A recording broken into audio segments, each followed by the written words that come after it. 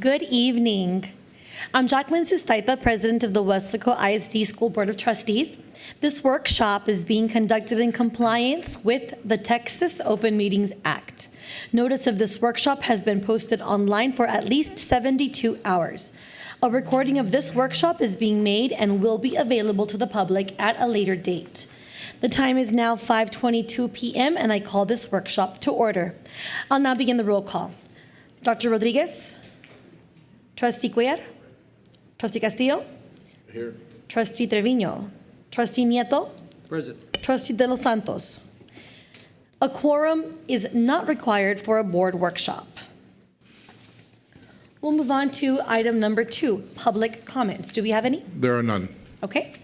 Thank you. Mr. Martinez, we'll move on to item number 3, discussion on proposed 2023 to 2024 budget and tax rate.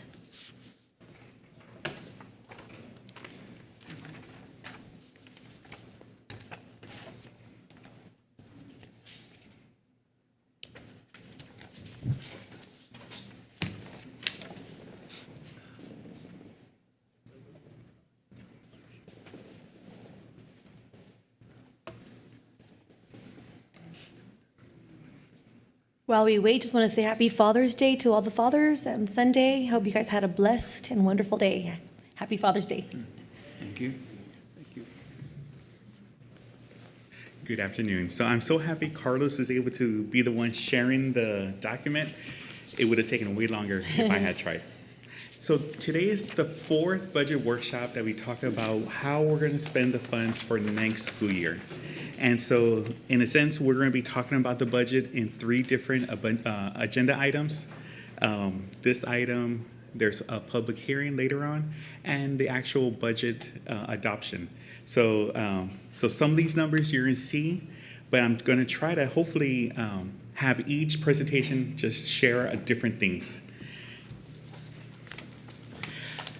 So, one of the items that we always have to talk about is the tax rates and the tax values. So we are going to go a little deep dive into that. We will also kind of talk about how is our fund balance once everything is said and done for this current school year and how we will be able to utilize it for next year. We will also talk about the possible pay raises that is going to be recommended later on today.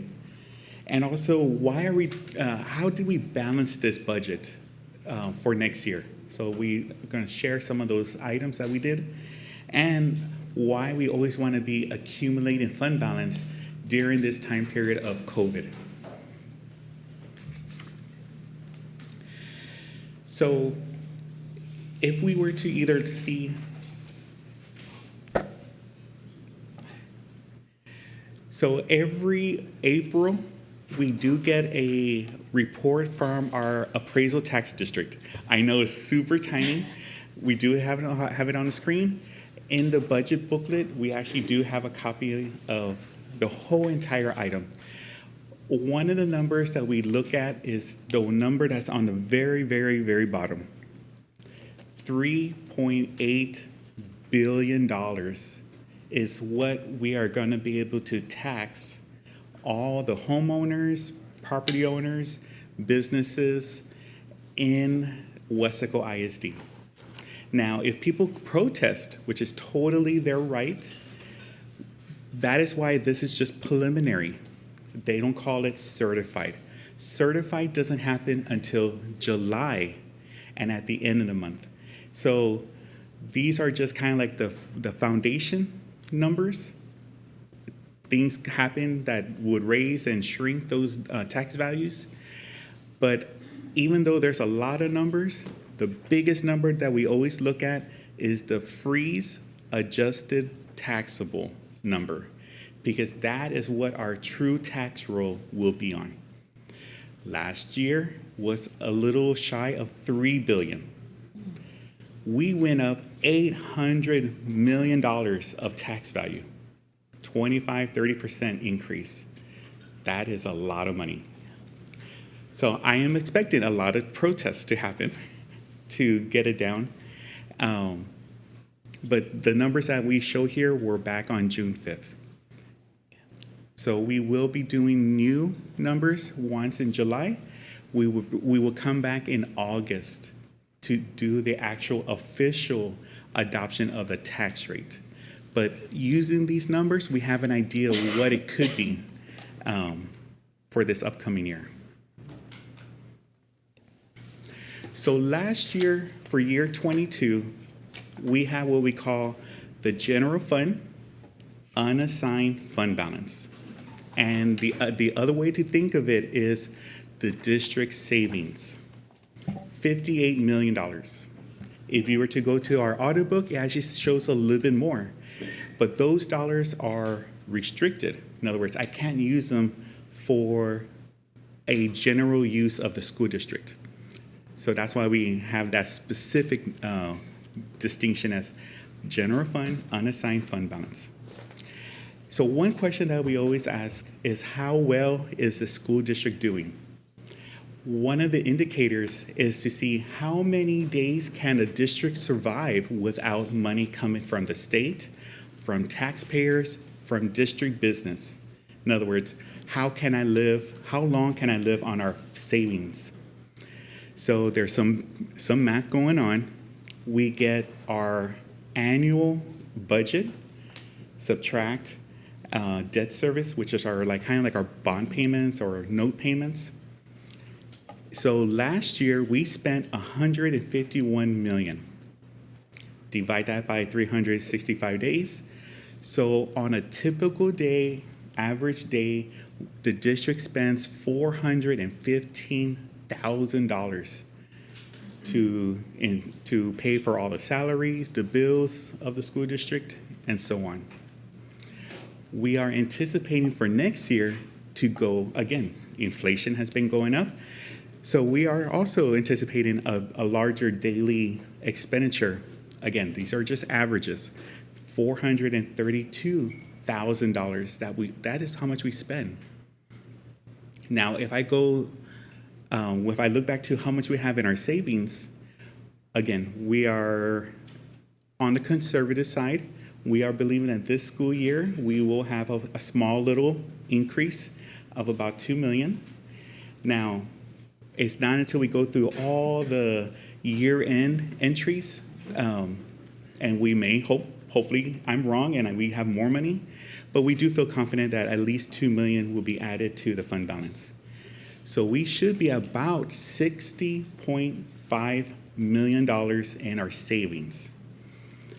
We go back to how much we spend per day.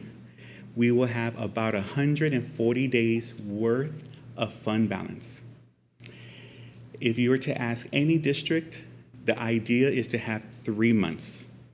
2.5 is kind of like the bare minimum that you would say a healthy district would have. 140 days, we're talking more than 4 months, almost 4.5. So the district is really healthy. And so if there is going to be major projects coming up in the future, that is usually, in my head, the only true reason to use fund balance. In other words, I'm going to buy something big that's going to last a long time, that we say that we save money to buy something or construct something. Ideally, we want to have at least 3 months. So that difference. So if I should have 90 days, but we have 140 days, that means those 50 days, technically, that's the overage that the district could always use to do major infrastructure changes. So I am going to make a comment here. We are using old law. All that means is what is currently in place. The state legislature did not pass a school budget yet. So what does that mean? If they don't, then they revert back to old law, current law. And so, which I'm assuming in the next month or so, we should have what the new law is going to be. So what we're doing is kind of doing our own preemptive guess, very conservative, very low-end version of pay increases, knowing that the state is going to come in and say, this is what you should do. I'm thinking what had happened in House Bill 3 4 years ago, where they told us how to make the pay raises for the teachers and everyone else in the district. So this is kind of like phase one, the base level. That way we could at least see a month or two of those pay raises going into effect. But knowing that in August, we will come back and do a budget amendment to share, this is what the state approved. We are now making that part two to, in a sense, be in compliant with law, and any other little tweaks that we want to make for that budget. So for next year, a starting teacher fresh out of college or fresh into the industry with no experience, a Weslaco ISD 0-year experience teacher, $55,000. Real different 10, 15 years ago when it was in the 30s and 40s. But $55,000, that will be the starting pay for a teacher. The percentages of increase for our non-teaching professionals, like for instance in my office, or our paraprofessionals throughout the district, or our auxiliary staff, which is kind of like our hourly members, a 3% of midpoint. Teachers are getting about a 3.1, but we are going to allow the superintendent to kind of go more in depth in that process. But they will be seeing a little bit bigger increase than the other professionals. What's the minimum hourly rate in the district as far as, or hourly pay? Not hourly rate, but hourly pay. Do you remember that, Ms. Jean? Okay. So the majority of the staff is making over or about $15 per hour. Okay. I mean, yeah, because that would be something to be proud of too, having the minimum pay in the district being at $15 an hour, $16 an hour. So that would be a good number to have. We could, I know it's in our compensation manual, so we are seeing that at the very last item on our agenda later on today.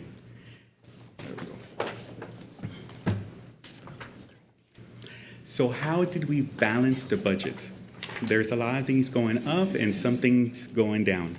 So again, very conservative, very low increase. We are anticipating about 200 new kids to the district. Again, I'm hoping I'm wrong. I'm hoping for way more. But at least for budget purposes, we are anticipating 200. Each student that comes to the district, and they're here the majority of the time, $8,500. That is what the district earns on average for a child who we receive full ADA. Mr. Dobela, just really quickly, just going to pause you really quickly because Trustee Cuellar, just to put it on the record, came into our board workshop at 5:30 p.m. and Trustee Rodriguez got here at 5:35 p.m. So now we have a quorum, just for the record. There we You can go. go ahead and continue. No problem. As the year progressed, the district went through a kind of like a partial hiring freeze where we evaluated different areas of the school district. Many positions were either closed or combined. Certain campuses got adjusted. And so if we were to look at all those savings, $4.8 million is going to be freed up for next year's budget. So I know one comment of where we have a shortfall for this current year. Well, the district is making cuts to ensure that we are, I want to say, fit for the budget that we have. And so we are still having assistance from our state and federal funds. Some of it is still ESSER. We are in the last year of ESSER, but we also have our state comp and Title I funds who is helping out and covering staff. Some of those items are, in a sense, COVID related, so they will revert back to being funded general fund next year. So, or the following year, I'm sorry, 24-25 school year. So one of the items I know we had talked about maybe about 3 months ago was some increases to the budget. And so one of the hard ones to swallow was the increase in property values, which in turn caused our insurance to go up. So 900,000, we're having to now fill that need. To do that 3% pay raise and the little bit better for the teachers, we are anticipating about 4.6 million for that type of increase. The last two, we will present in the August meeting. What does the TEA actually say? What is the new dollars for education? They have been saying somewhere around 2 to 3 million for Weslaco ISD, but then it could be way more. Sad to say, it could also be a little bit less. But it all depends on what is actually approved at the state level. Within the budget, they are stating how to pay our teachers and the rest of the staff. Since we don't know, that's why we have the big question marks.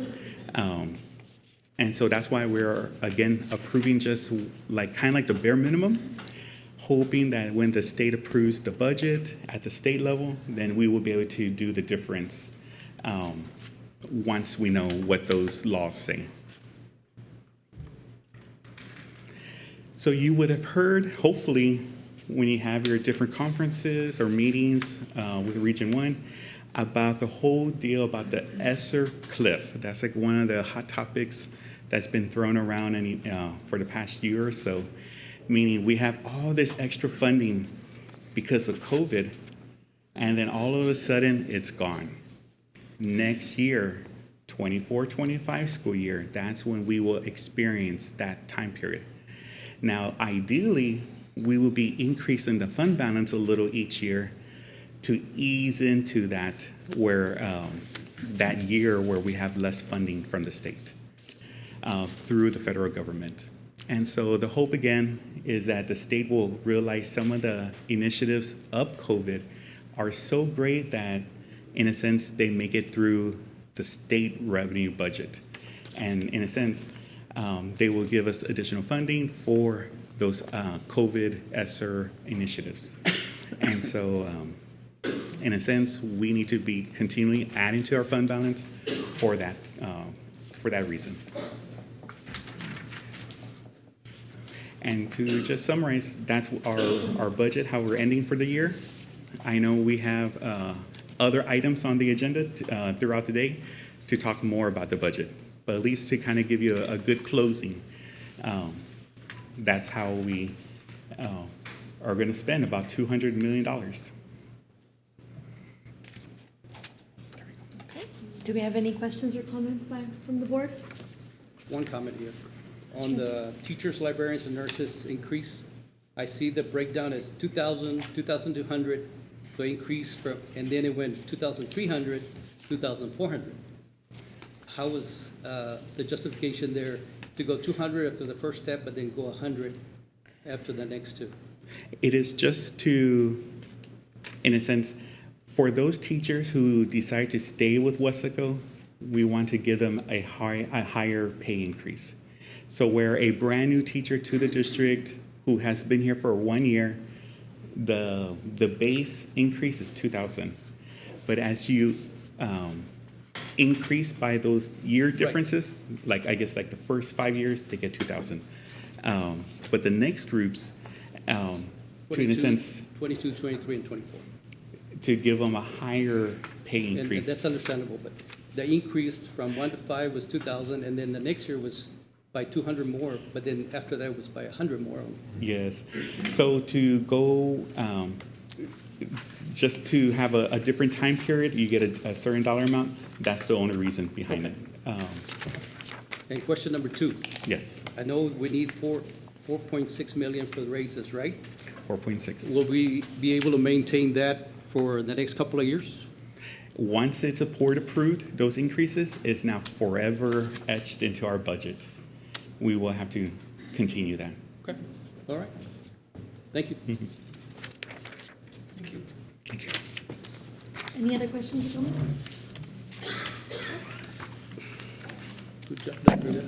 Thank you, Good Mr. job. Robledo, for that presentation. Takes us to item number 4, adjournment. It is 5:42 p.m. and we are adjourned with the workshop. And we'll move on to, grab it over here.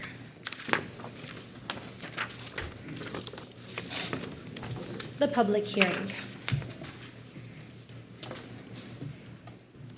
All right, we'll go ahead and start. This public hearing is being conducted in compliance with the Texas Open Meetings Act. Notice of this meeting has been posted online for at least 72 hours.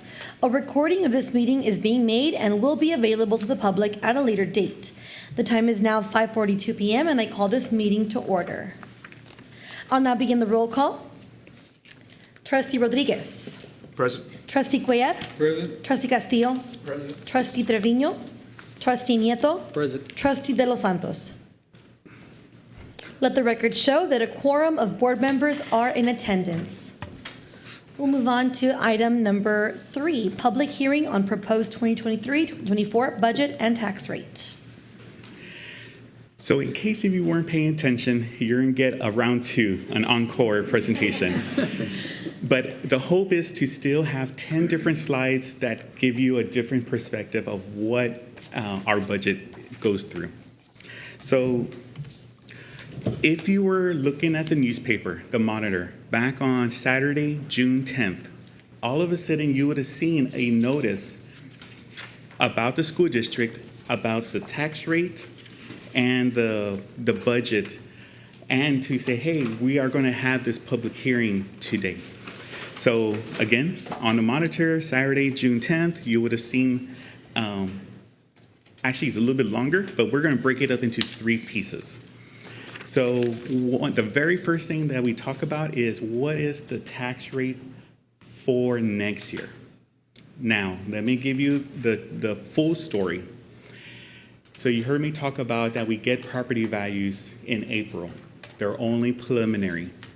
The real, more concrete numbers don't get here until July. So we are not going to be approving a tax rate today, okay? But I want to give you an idea of what the tax rate would have been if those preliminary values became for real values, certified by the appraisal district. So we are going to come back in August, the August 15th meeting, to officially approve the tax rate. Now, there's one reason that we would always do that. We wait till July to get the certified values. That's the normal reason. But this year is an odd year, meaning an odd year of 23. And so whenever it's an odd year, the state legislature does their deal to make changes to laws. And they're making some major changes. And so because of that, we know for part reason of 2 and 3, and I'm going to kind of let our financial advisors tell us the 2 and 3, because I don't want to take away their stuff. So we are going to come back in August. Hopefully everything has already been approved at the state level, and we will be able to see how our numbers fare. It will be always better because the state is doing some major initiatives as to how they want to, in a sense, promote, reduce the tax rate and also assist with the tax values. Another component on our public notice is what is the budget doing for next school year. So we show for our maintenance and operations. For me, that is our 199. That's our general ledger or general fund.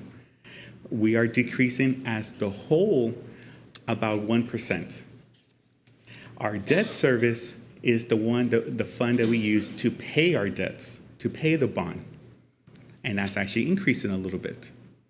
But overall, the total expenditures of about $180 million, we're seeing about a 1% change from one year to the next.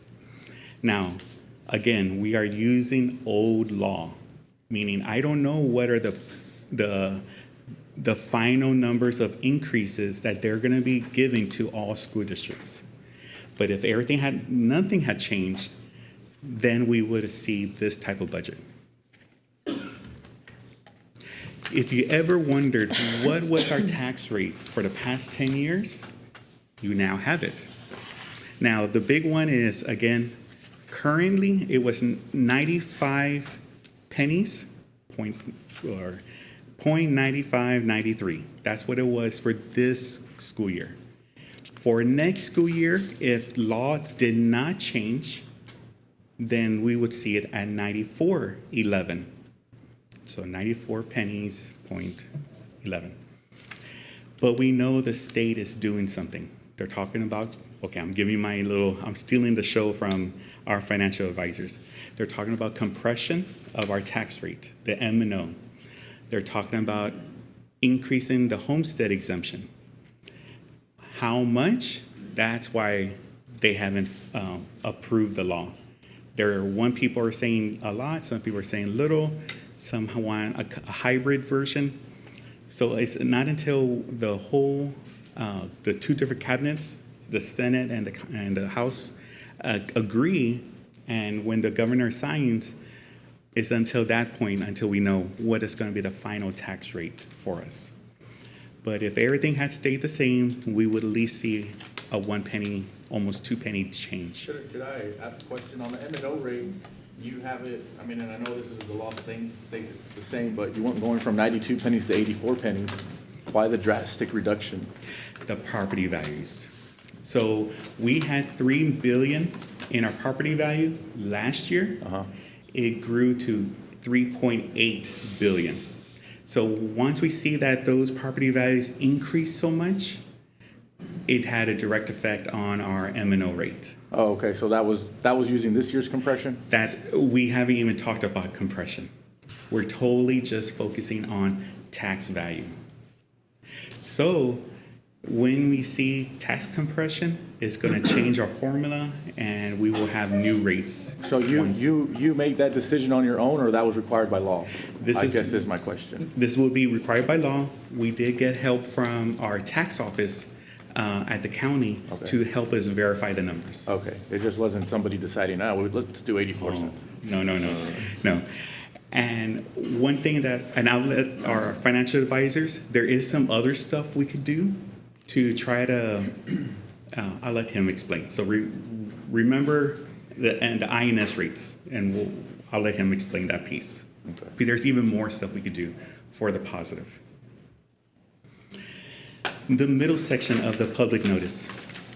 So remember I was telling you what was the appraised value, the frozen value, the final taxable value? Again, these are all preliminary numbers, meaning the numbers that came out in April or kind of updated through June. So last year, $4.3 billion was the appraised value. This is what I would kind of consider the market value. So it's not the same as taxable. So I know I'm using a lot of different words here, but from one year to the next, this year, 5.6 is the new market value of all the different properties here in Weslaco. Now, the majority of it did happen because of commercial, which is a good thing for us, meaning it's not the homeowner. Now, they did probably see huge bumps in their property values, but we saw even more on the commercial side. And so once you take away all the exemptions and all that good stuff, I'm going to pick on the third line.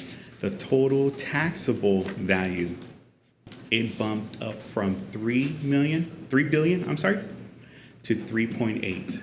That is true new taxable dollars for property values here in Weslaco ISD. And so again, last year we had new construction, 74 million. This year, we just added a 1 to the front, $173 million of new construction now being taxed here in Weslaco ISD. So the positive things you're seeing is that there is more the tax base is growing very rapidly. The hope is that it's more on new construction and not so much on existing properties.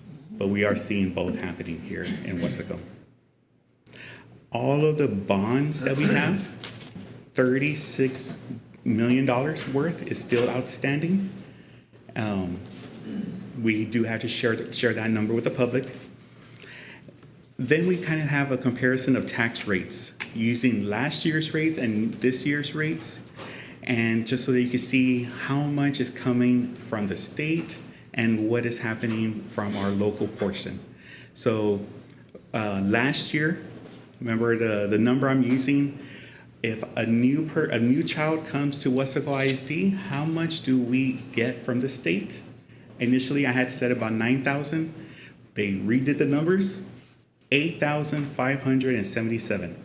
That is the average that we would receive for all the different types of kids that come to Weslaco. Next year, we're anticipating about the same, 8,300 or almost 8,400. But if you see on the local side, we're getting more tax dollars for each child of the district. What's that line item right there, that 98, 89, and $1.07? What's that? So if the definition is going to be on the left-hand side, the rate to maintain the same level of maintenance and operation revenues. So if the property values hadn't changed, what would have been the tax rate to get the same number of dollars, but maintaining that same rate as our M&O of the previous year? It's a kind of like a hard deal to show.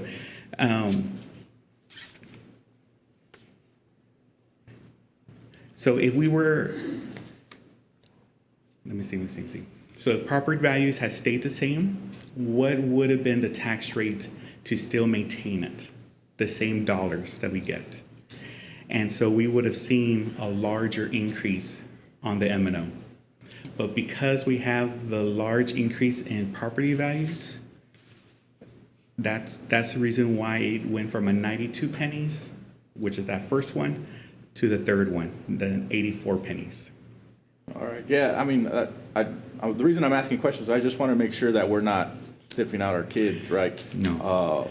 So luckily, these numbers, we work with, I think, Region 16 or 12, one of those regions upstate. They are the ones who help us with the template. And so Omar Garcia, he's like the famous person who does this type of work for us. They produce the template. We fill in our PEMS data and other information. We do get some assistance from the tax office of Hidalgo County to help us verify some of the numbers. And it's kind of like based on what the data is showing, that's the tax rates. I'm just curious what the formula is to come up with that without really. It's a little complicated in the background. We could at least try to show what goes into those numbers. So again, you would have seen this earlier, but the big thing I want to share is that the preliminary numbers as of June 12th, so I know we had shown June 6th a while back, we are constantly having to review these numbers from the appraisal district.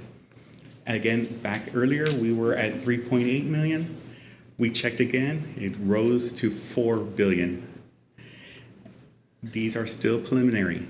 Once we get the certified numbers, this will be in the last week of July.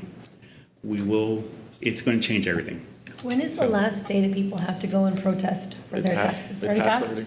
Oh, so then we don't So know yet. what's happening is that, and here I'm making up the dates, you would have gotten your notice, and I want to say it's in April.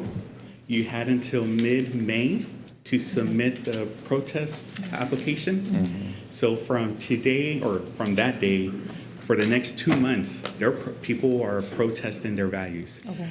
By 7/25, July 25th, that's kind of when the county has to say, I'm done.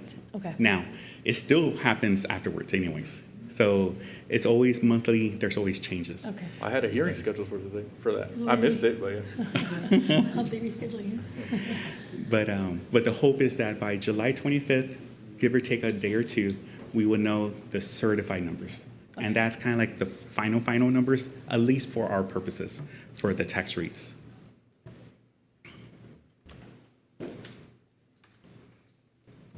And so just showing that we do go to the Hidalgo County Appraisal District to get this.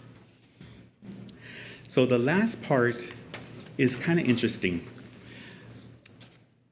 We know what is the average home here in Weslaco ISD. Last year, if I were just to throw a dart at the map and say, hey, what is that property and what is it value? A typical home here in Weslaco, $132,000.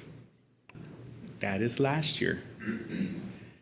If they hadn't looked at their property value, it grew about 40,000.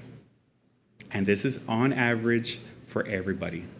So some may have even more than 40, some may have less than 40. But on average, a typical home here in Weslaco now is worth $172,000. Now, there is a $40,000 homestead exemption. That's why you have the second line, which is the taxable value, is taking into account that homestead. So how much would a person pay last year? $888. But now that typical home, $172,000 home, is going to pay about $1,200, an increase of $358. So this has nothing to do with the tax rate. This is all purely tax value, which Weslaco ISD has no bearing as to what is the value of your home. So when people complain, like, hey, why is my taxes increasing? We could say, your house is worth more, so we're going to tax more in that sense. Now, later on, we are talking about a bond. Again, usually whenever a district goes out for a bond, there is tax increases because in a sense, we're asking for so much money from the public, but we are going to get some main benefits, and I'm going to let the financial advisors talk about all those benefits, that we don't have to pay it all back by ourselves. And that's a key that we need to remember. So the last thing that we talk about is our fund balance. So remember I was telling you I was sharing what is our fund balance that is unrestricted. In other words, there's nothing that's holding that money. That is not what the state wants to know or the people want to know. They want to know what is the total fund balance, meaning the restricted part and the savings of the district. So when you add them together, $74 million is what we have as total fund balance. But we know 60 million is unrestricted, and that's the ones we can actually use. Next year, we are anticipating just on what the official budget is. Official budget, in my head, is two major funds: local funds and food service funds.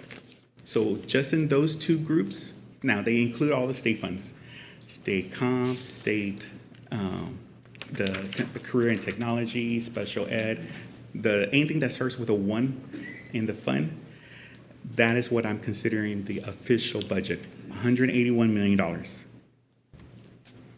We then break it down by function, and so function 11 is where we spend the money to instruct our children. So 85 million of that 181 is just going back to paying the teachers to instruct the kids throughout the district. And then we have every other function that kind of is related to instruction, instructional support, district operations, central office, and other. And so the 181 million will be spent back to the children. It is going to be a balanced budget. There is going to be some funds available or additional on the debt service because we're seeing that huge increase on tax values. But there is a plan for that. And I'm going to kind of let that be for our financial advisor. And that's the public hearing presentation. Any questions or comments from the board? Did anybody sign up for the public comments? Okay. No. That's the next item. Sorry. No questions or comments from the board, so yes, no public comments either. So that takes us to adjournment. Thank you, David. Thank you very much, Mr. Martinez. I mean, Mr. Robledo. Say Mr. Martinez there. Great presentation, sir. It is 6:02 PM and we have adjourned our public hearing. And we'll move on, so we can try to get through this as quick as possible because we have a long meeting, to our regular board meeting. This regular board meeting is being conducted pursuant to the Open Meetings Act. Notice of this meeting has been posted online for at least 72 hours. A recording of this meeting is being made and will be available to the public at a later date. The time is now 6:02 PM and I call this meeting to order. I'll now begin the roll call. Trustee Rodriguez. Present. Trustee Cuellar. Present. Trustee Castillo. Present. Trustee Trevino. Trustee Nieto. Present. Trustee De Los Santos. Let the record show that a quorum of board members are in attendance. That takes us to item number 3, the invocation, and that will be Mr. Carlos Robledo. Or no, it is, or not? No, I will introduce, Madam President. Thank you. Good evening, Dr. DeVetta, members of the board. I would like to introduce for the invocation tonight and the Pledge of Allegiance, Assessment and Accountability Director, Elias Trevino.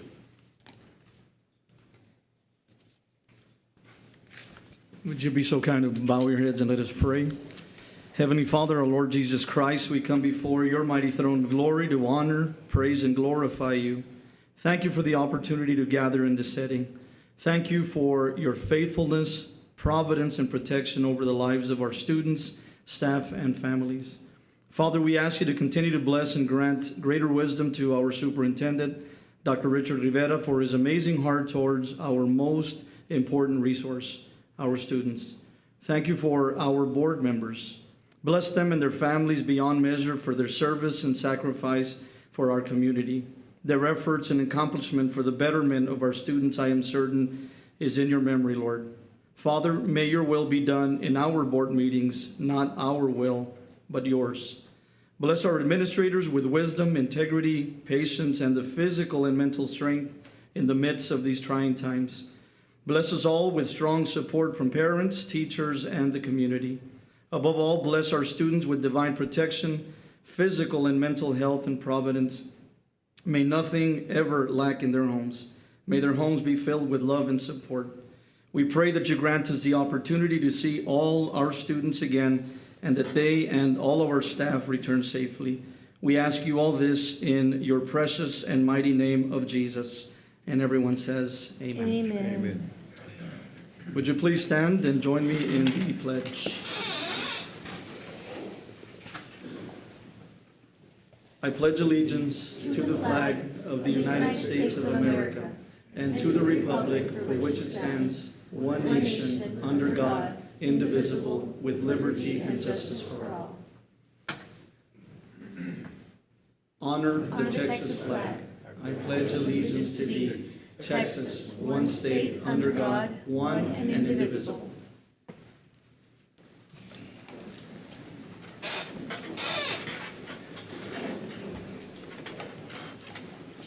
Thank you, Mr. Trevino, for that beautiful prayer. We'll move on to item number 5, awards and recognitions. Okay.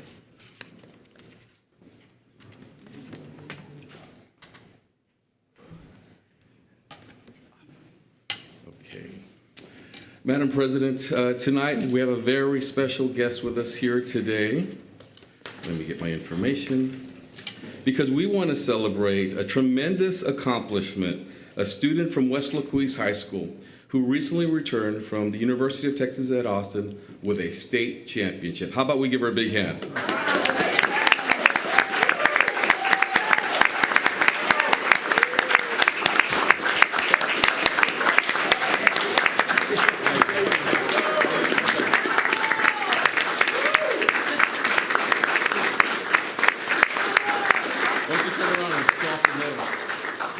I just wanted her to turn around and show off her medal. I told her tonight to make sure you bring your medal because it's not every day, it's not every year, in fact, that you get a state champion.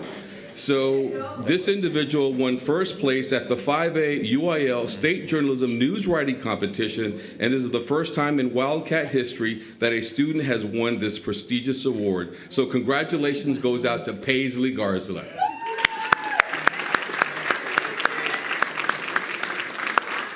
Let me take a picture of it.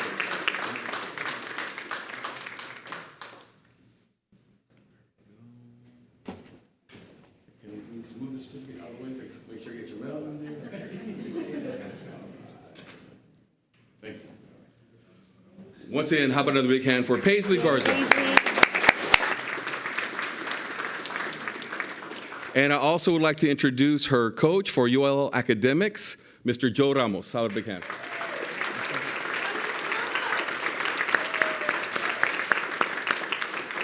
Congratulations to you too, Mr. Ramos. Thank you. So tonight, we also want to congratulate and honor a longtime employee who has been a school board secretary from 1995 to 2023. Okay. This individual actually is one of the key staff members who helps make these board meetings run as smoothly as they have. She has served the school board secretary for 28 years. Always reliable. We have all received that phone call from her reminding us to turn in our agenda items on time.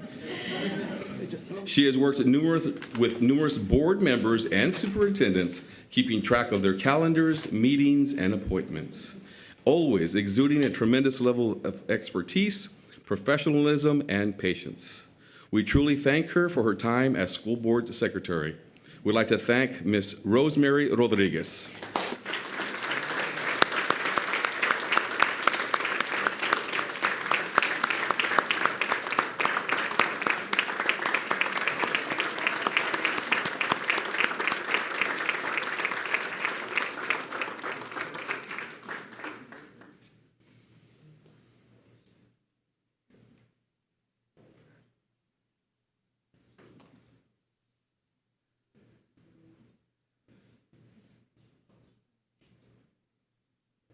Okay, we can just get you right here, right in here, Rosemary. All right, you ready? Okay, I think that'll be perfect right there. Ready? Smile, ready, 1, 2, 3, one more, 1, 2, 3. Thank you very much. Thank you, Rosemary.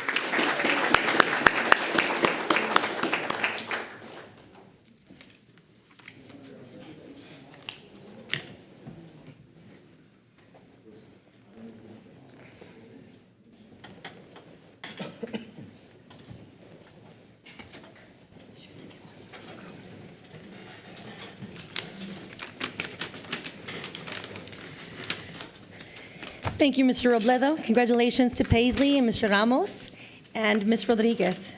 Thank you so much for everything you do. That takes us over to item number 6, public comments. Do we have any? There are 2. Okay.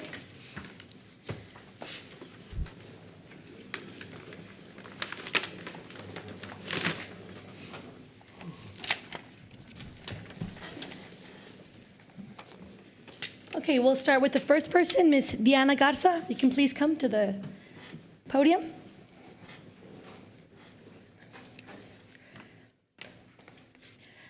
Can you please state your name and your address? Diana Garza, 1011 East 10th Street, Mercedes. Okay.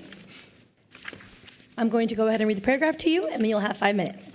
Pursuant to the Texas Open Meeting Act, the Board of Trustees may not deliberate on any comment made by a member of the public on a subject that is not included on the agenda posted with notice of this meeting. As per the Texas Attorney General, the scope of board discussion for a subject not part of the meeting agenda is limited to only a proposal by a board member to place a subject on a future board agenda. Specific factual information or recitation of existing policy may be furnished in response to inquiries, but the board shall not deliberate or decide regarding any subject that is not included on the agenda posted with notice of the meeting. Audience participation at a board meeting is limited to the portion of the meeting designated for that purpose. At all other times during a board meeting, the audience shall not enter into discussion or debate on matters being considered by the board unless recognized by the presiding officer. No public comment presentation shall exceed 5 minutes. Any disruptive behavior by any speaker may result in the speaker's removal from participation in the meeting. Please be mindful of using names or personally identifiable information, as there is no immunity from defamatory comments while participating in public comments. You have 5 minutes, and Trustee Rodriguez will take time, and he will let you know when you have 1 minute left. Go ahead. Good evening, school board trustees, Dr. Richard Rivera, parents and students, staff out there. Students, I hope you're having an amazing summer. Please have fun and be safe. And also, congratulations to Paisley. That, I guess she's gone. That was amazing. That's what it's all about. That is exciting to bring back that championship. And I don't even have words. That is very, very, that's just awesome. Anyway, you know that in my new position that the guy that left, appointed me to, it's been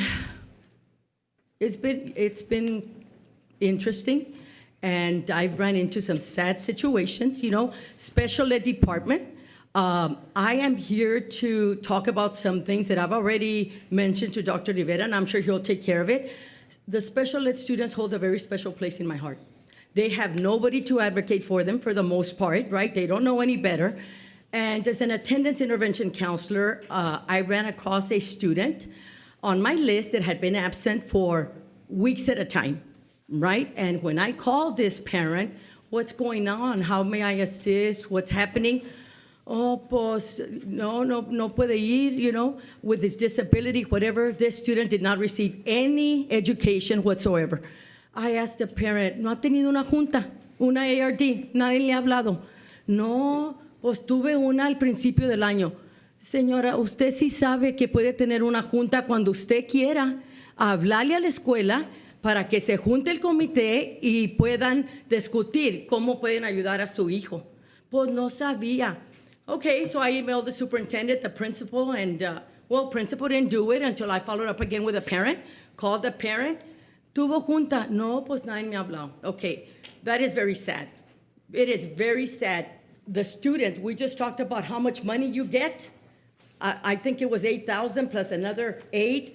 You know what? Our special education students, they deserve to have the best quality education regardless of their disability or their academic level or their socioeconomic status. It is so sad that these students, they're Spanish speaking. It appears that it's always the Spanish speaking parents that don't know any better. At the beginning of the year, in August, we have a conference by Dave Richards, the special education attorney guru from the state of Texas, up in Austin, and he educates all the counselors and administrators on the federal laws for these kids. Who's educating our Spanish-speaking and even English-speaking parents that don't know any of their rights? Nobody. So I suggest, because Dr. Rivera came on board, and I know one of the things he mentioned was parental involvement. How about having meetings throughout the year and the beginning of the year with these special education parents, and informing them about the law and educating them that the ARD meetings, they can have them whenever they see fit. They can call the school and have an ARD meeting so that they can review the IEP plan and go ahead and make accommodations so that they can receive an education as well. They deserve it. So that's number one. Another thing I ran into is I made a home visit. They called me from an elementary school, and they're like, let's go make a home visit. Of course, I go on a home visit. We made 2 home visits, then we stop at a home across another elementary school. And I'm like, why are we at this school, at this home, when there's a school across the street? And I'm like, something's wrong with this picture. So in talking to the grandparent, all Spanish speaking again, not knowing much about their rights and what they could do, pues no, es que allí a cruzar la calle no me lo agarraron porque no estaba potty trained. I'm like, in my mind, I'm like, are you kidding me? Who with a heart would do that? You have 1 minute, ma'am. Okay, so long story short, it appears that the poor 3-year-old child was nonverbal. Yet that principal didn't want to fool with a child that was not potty trained and sent them, another school picked up the child. So the grandparents and students were faced with that responsibility of driving their kids somewhere else. So to all of you parents out there, díganle a todos los compadres, todos, they do not have to be potty trained. They deserve an education as well. Child was nonverbal. Maybe that explains why there was a developmental delay and he wasn't potty trained. And then he turned 4 during the school year. So that's very sad. Those are some things that I've been coming across. And as my boss says, one student at a time. So you know what, I can't save the world, but if I can make the difference in the life of one child, one family, and educate them on what their rights are, then it's all worth it. And another thing I wanted to talk about is we have no auditor to go and audit the fundraisers, the student activity funds at the campuses. And allegedly, there's campuses that are mishandling those funds. So Thank Dr. you. Rivera knows about that. So Thank you hopefully that so gets much. taken care of. Thank you, All Ms. right. Garza. Thank you. Our next speaker is Ms. Valdez. If you can please come to the podium.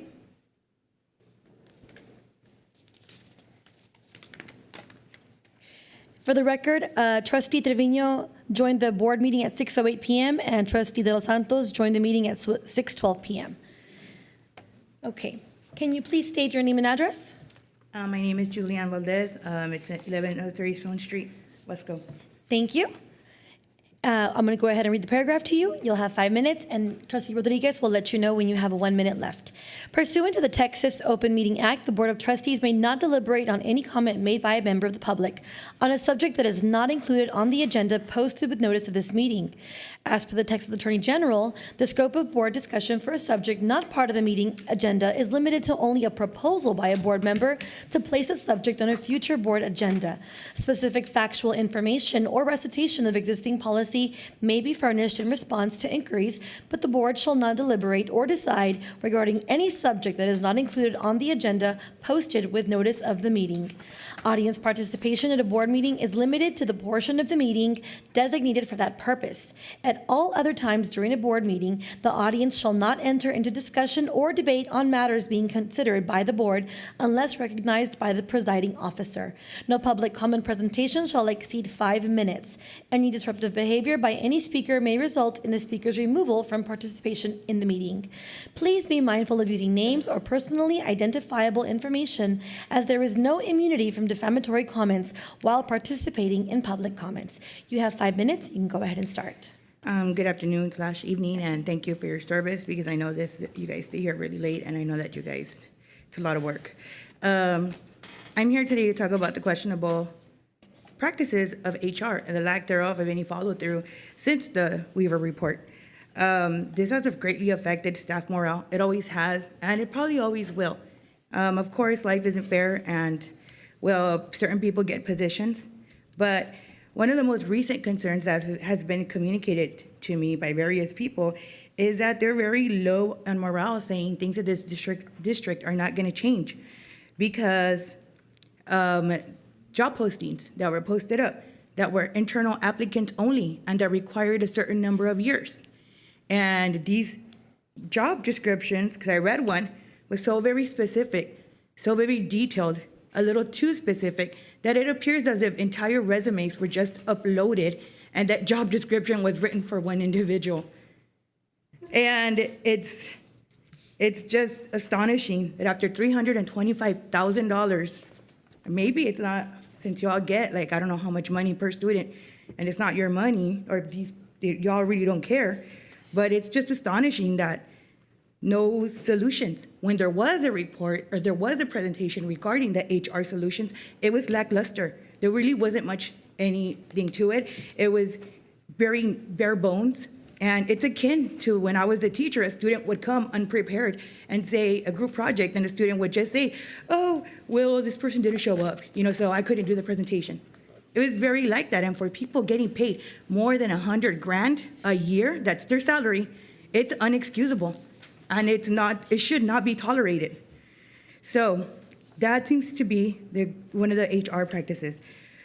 When HR practices are not cohesive, are not followed through, this greatly affects staff morale. You're having highly credentialed individuals getting overlooked for lesser credentialed individuals applying for the same job. And there's no explanation to it. I don't want to mention any names because I can't. When a school board member told me, well, it's just to fuel the environment, the best person for that job. And I'm like, I'm sorry, but that's not quantifiable. You need a tabulation. There needs to be scores. There needs to be a rubric in where you judge, where the criteria of that applicant. How are these hiring committees being chosen? How are they being vetted? And is there a rotation of hiring committees? Because you should not have the same people choosing these same people over and over again. But it looks like that's what's going on. It looks like there's no change. It's been almost, I don't think it's been 2 years, but almost 2 years since the Weaver report came out. About 2 years and $325,000, and stuff still continues the same. There's behaviors from admin through the district that are creating hostile work environments. They're using summer school appointments. They're openly violating FMLA laws. And then somebody says something about it and it's just overlooked. I understand that Dr. Rivera, you guys have a lot on your plate. There's budgets, there's things that I don't even understand. I'm like, wait a minute, how much are we getting per student? Is it 8,000 or 16,000? I'm confused. So I know there's a lot of stuff that you guys have to go through and contracts and bids and all this stuff. And I get it, but these HR violations, I feel like we invested time. We invested as a district. There was an investment in intention. There was an investment in money, and nothing's been done. The department head selections, extracurricular appointments, gifting opportunities to people rather than opening them to the whole department. These are all tactics that are utilized by admin, and I don't want you all out there thinking I'm attacking every single admin. No, there's good people, there's certain people that use their positions for power. So I want to cut to the end. The Weaver report was published 2 years ago, and it had suggestions how to address these art issues. Is anything gonna be done regarding these messed up situations? There's another word I want to use, but it's not polite to say it, in front of here. Is the district are gonna keep ignoring, promoting, and celebrating these individuals behind the transgressions that have been committed? How does the district plan to deter other individuals from committing similar transgressions if all you're doing is rewarding the people who have committed wrongs? They're not illegal wrongs, but they're questionable, and everybody knows about them. What are we teaching educators, the community, and our students? Time's up. Thank you, Ms. Valdez.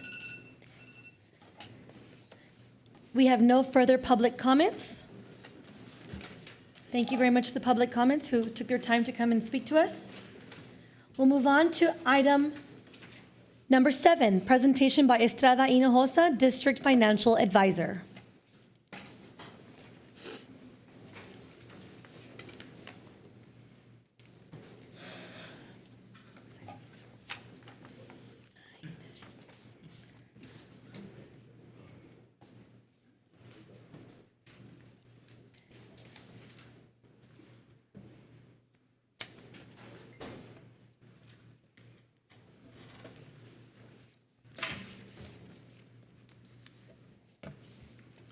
Hi, good evening, Madam President, trustees, Dr. Rivera, staff and community. My name's Ángel Magallanes. I'm with the firm Estrada Hinojosa, your financial advisors here at Weslaco ISD. And with me, doesn't need any presenting, Dr. Los Santos. Today, we just want to give you a little update on the financials for the bond. As Ms. Robledo had mentioned, there was a lot of promise in the session. There was a lot of things that looked good, a lot of funding a lot of potential funding available for school districts, the way we finance school districts and we finance bonds. Unfortunately, issues between the House Speaker and the Lieutenant Governor came about and put a lot of things in hold. And we're in limbo right now trying to maneuver our way and trying to do the best we can and give you scenarios on what a bond may look like with a lot of unknowns still and a lot of uncertainty. Hopefully, by the end of the summer, though, the session does give us a clear picture of what direction we're headed and how we could package this bond. But just to start off with, just want to give you an overview of your debt. and this is something that we discussed the last time I presented. Last time a bond passed in Weslaco ISD was in 2008 for $25 million. So you see different dates there, 2002, 2016, 2015. That's because it was refunded, almost like refinancing your home. We refunded for a lower rate to try to save interest on those bonds. We did an analysis with what your administration has been reviewing. I know they've been hard at work trying to review your facilities, try to get budgets, prioritize what needs the districts have. Right now, for this project fund, we're looking at $150 million. On the previous example was $100 million. One of the major components that increased a lot, as Mr. Little mentioned, was your values. We're conservative here. I know he mentioned 3.8 billion. We're being conservative with 3.5 billion. And a 2% increase throughout 2027 and 0%. So we know you're increasing quite a bit, but we want to be conservative on these numbers. Also, we're looking at a state share of 30%, and we are looking at a local share of 70%. So whenever your values do increase by this amount, the state says, for example, just give a quick example, if 1 penny generates $100 that you levy and collect, and now that 1 penny is collecting $125, well, the state says, hey, well, you're doing a little better. You could handle that on your own, so we're going to give you less state aid. You become pretty wealthier by pupil.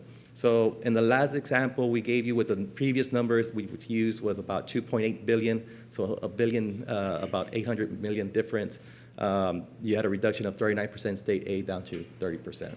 And that will fluctuate, but the one thing that we'll notice in a moment is what the homesteads portion, that stayed the same at 33%, and we'll see that in a bit. So just as a quick overview, with what we have today and current law and using the tax rates that are projected if everything were to stay the same. Again, as Mr. Wallow mentioned, there's some items there in the session still that could assist us in trying to adjust that tax rate and that impact.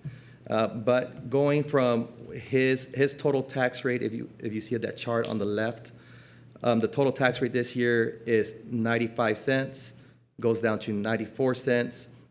And if a bond were to pass, it would increase approximately 14 cents to $1.08. This is a very conservative scenario. As we mentioned, I'm using a conservative values, using what we have currently at law. But in the worst case scenario, we're looking at 14-cent increase with 150 million in November. How does that affect the taxpayer? As Mr. Lowell mentioned, the average home is about $171,000 currently. So that's approximately $183 a year or $15 a month for the homeowner here in Weslaco ISD. And as Mr. Robledo, just echoing everything he stole my whole show, as he mentioned as well, you as a district, you set the tax rate. You do not control what the appraisal district does on house values. You set a tax rate, and we go based off of that. But as values do increase, what the whole concept is, if that increase, your tax rate should decrease. So, and everyone takes that share of the impact. Any questions on that slide there? You gave us the worst-case scenario. Yes. Is there another scenario with a lower amount? It's this would be depending if the values, because I'm using 3.5, so whatever the values settle at the end of July, it potentially could be 4 billion. So that would be a less of an impact on the tax rate. The other things would be if you do have a compression on the M&O, so you wouldn't have a major impact as well. Which might happen. Which might happen. So if the legislature passes, right now they're tossing around 7 to 16 cents. So if they were to pass a 16-cent compression on the M&O, you're actually decreasing your overall, you would actually decrease your overall tax rate by 2 cents. But it just depends on that variable on how much they're going to reduce the M&O, which softens the impact on the INS. Have we heard anything on the legislative side about a new special session or anything like that? Actually, this morning, Phelan Representative Phelan, the House Speaker, he actually called for a committee to look into from the Senate and the House, and have more discussions on trying to settle this out. Yeah, I saw that, but the governor hasn't called a special session yet, right? No, because I believe this special session still is in effect until the 27th. Okay, I believe. but we anticipate, obviously, right? I hope. Yeah. I hope things settle before the I 27th. think that's gonna be a key point too. Once, a lot of people don't understand the compression piece, because people have called and asked me, and I said, and once they understand that, because that's something actually the district's been doing for quite some time, or the state's been doing with the district. So it's, you're, like you said, like what Dr. Rivera was mentioning, you know, if you see a 16% compression, we have to lose 16 cents, but we're gonna increase 14, but you're still gonna be 2 cents lower. And I think if once we find out what that compression is and we really, really highlight it, taxpayers will see they're gonna get a great deal. They'll get a loan at 38%. Well, what would you say about at the end? Depends on what the values are, but more or less. Yes, So and that's- you'll only be on the hook for, let's say, 70 at this point, just talking generally. And once we get the numbers down. And that goes on to my next slide there, on what percentage the households impact. And like I said, it's still at 33%. So what grew, as Mr. Odell also mentioned, is the commercial property values here in the district boundaries.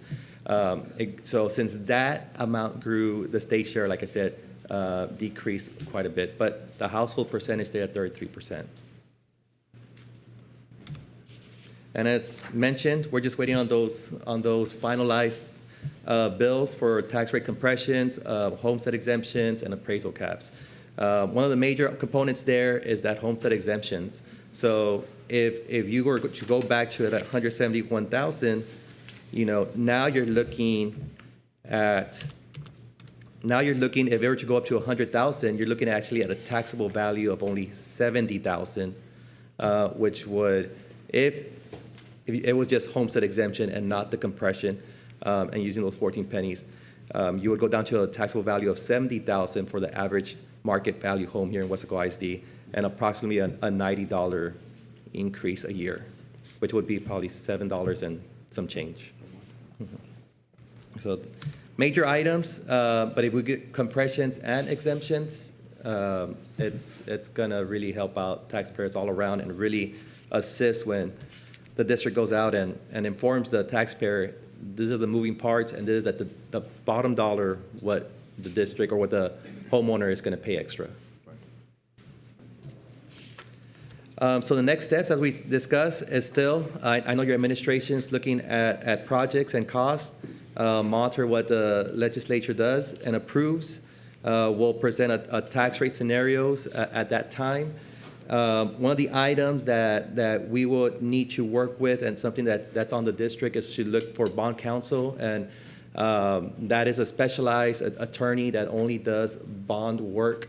So you still have your attorney, they work collaboratively, but it's just an attorney that does the specialty for all the documents, and we will need to start working with bond counsel soon. So if the district will look into that, because depending on the projects that are presented, we will need to fit those in certain categories, which are called propositions, and that will tell us what our ballot will look like for the actual bond when it gets approved.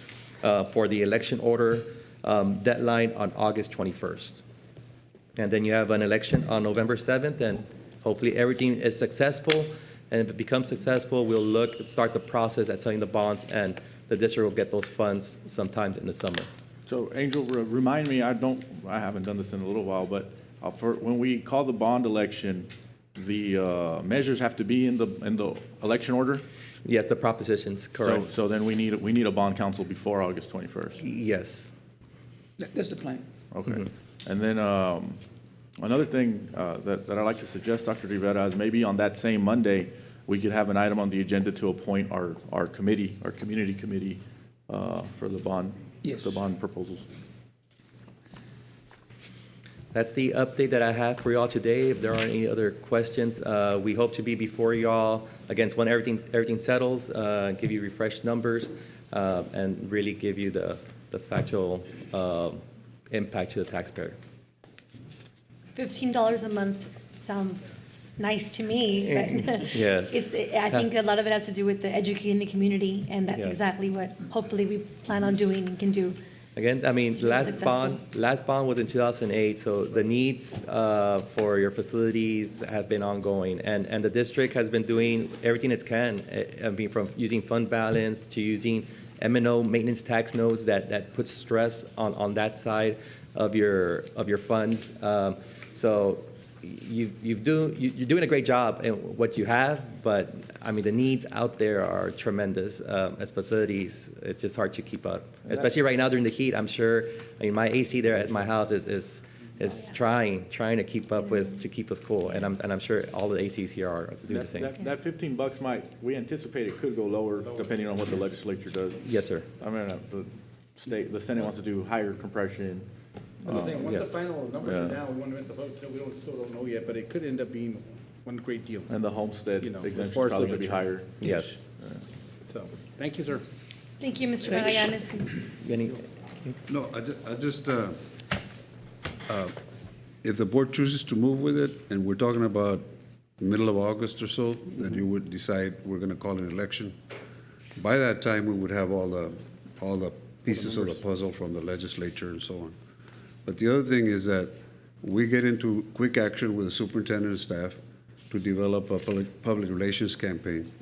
And the public relations campaign, we would have the exact numbers to show in terms of this is going to be your tax rate, this is going to be what your money you're going to be spending. And $150 million is very ambitious. But I keep up with all the school districts. I've been with the firm for 27 years. But if you do $150 million, that's, you know, Brownsville did one 21 years ago, 25 years ago for about 130, 140.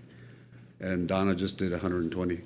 And what happens is that in this school district, you have failed.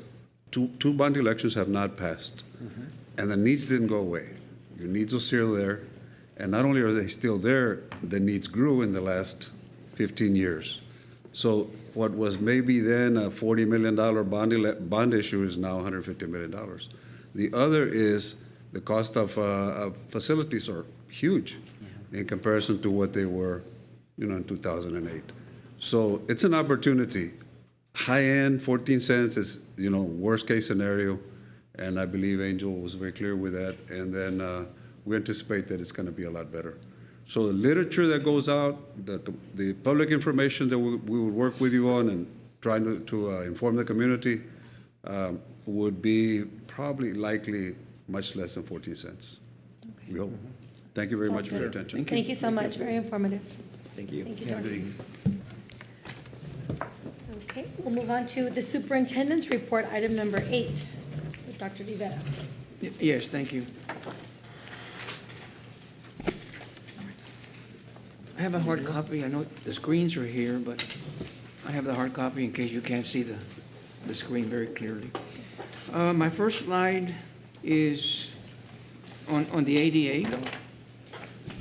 And for 23, the actual ADA came out to 13.8, and we had budgeted 15.7, so there was a shortfall that I've been mentioning for the last few months.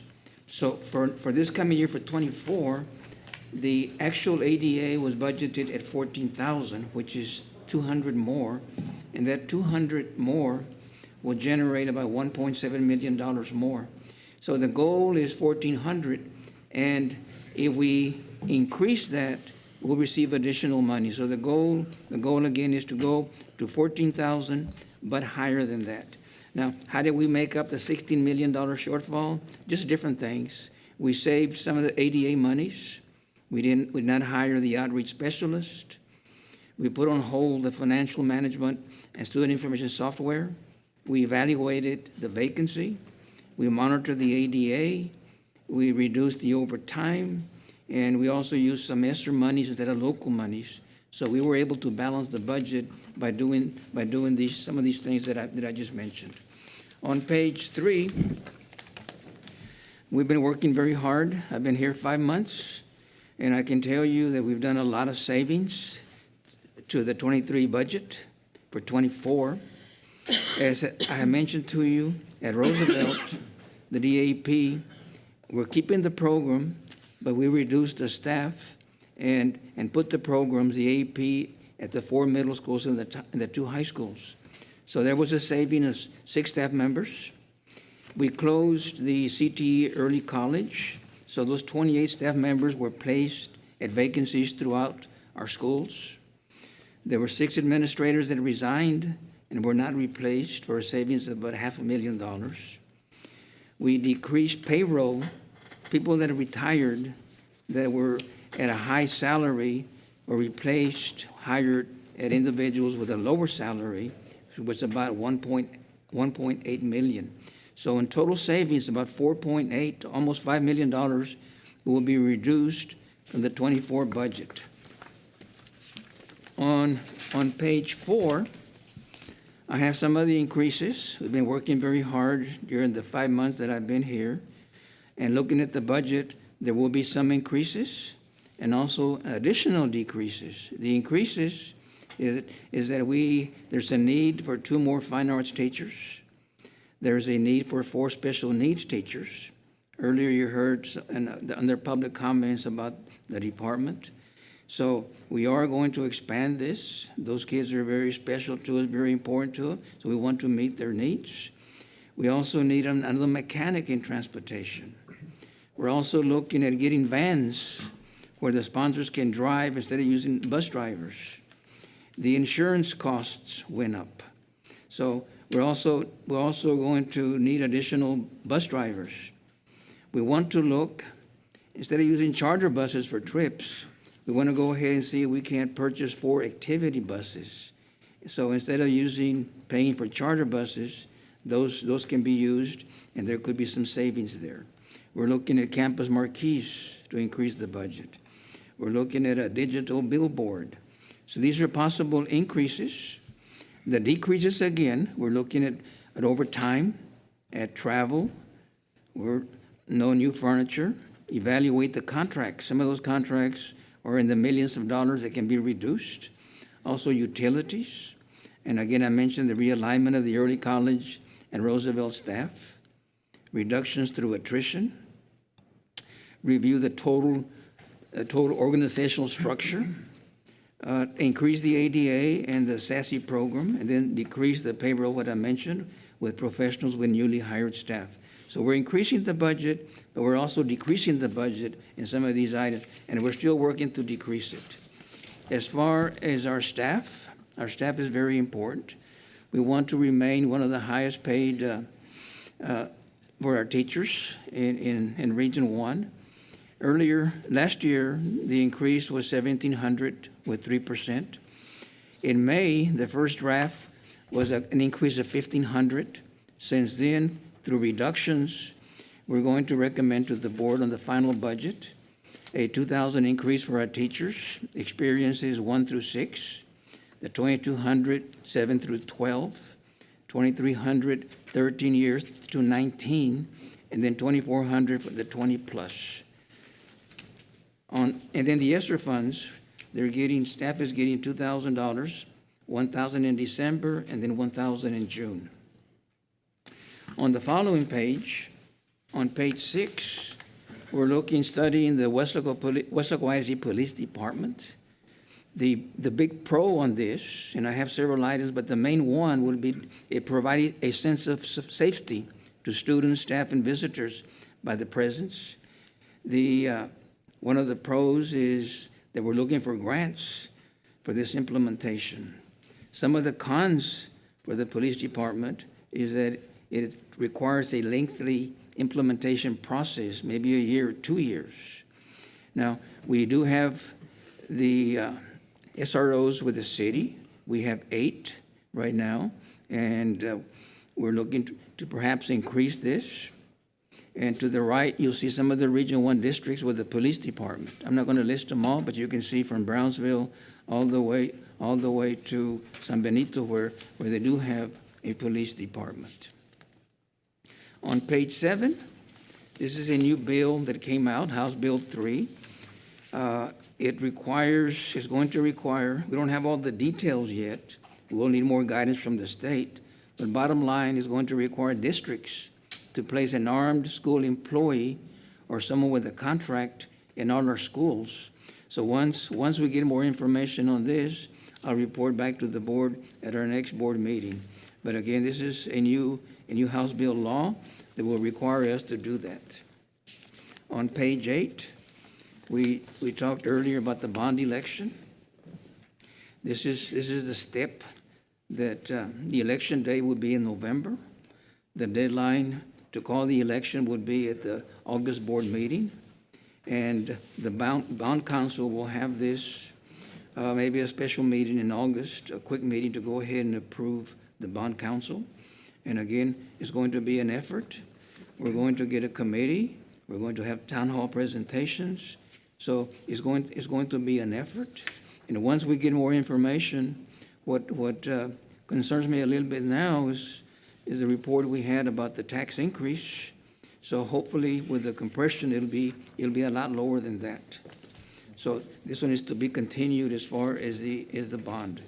Now, on the bond, we just didn't go out there ourselves and we came out with a master plan because in 2020, and I was on the board at that time, there was a long-range master plan. ERO was hired, and they came up with needs. So we used that plan. We also involved in the master plan input from the principals and directors.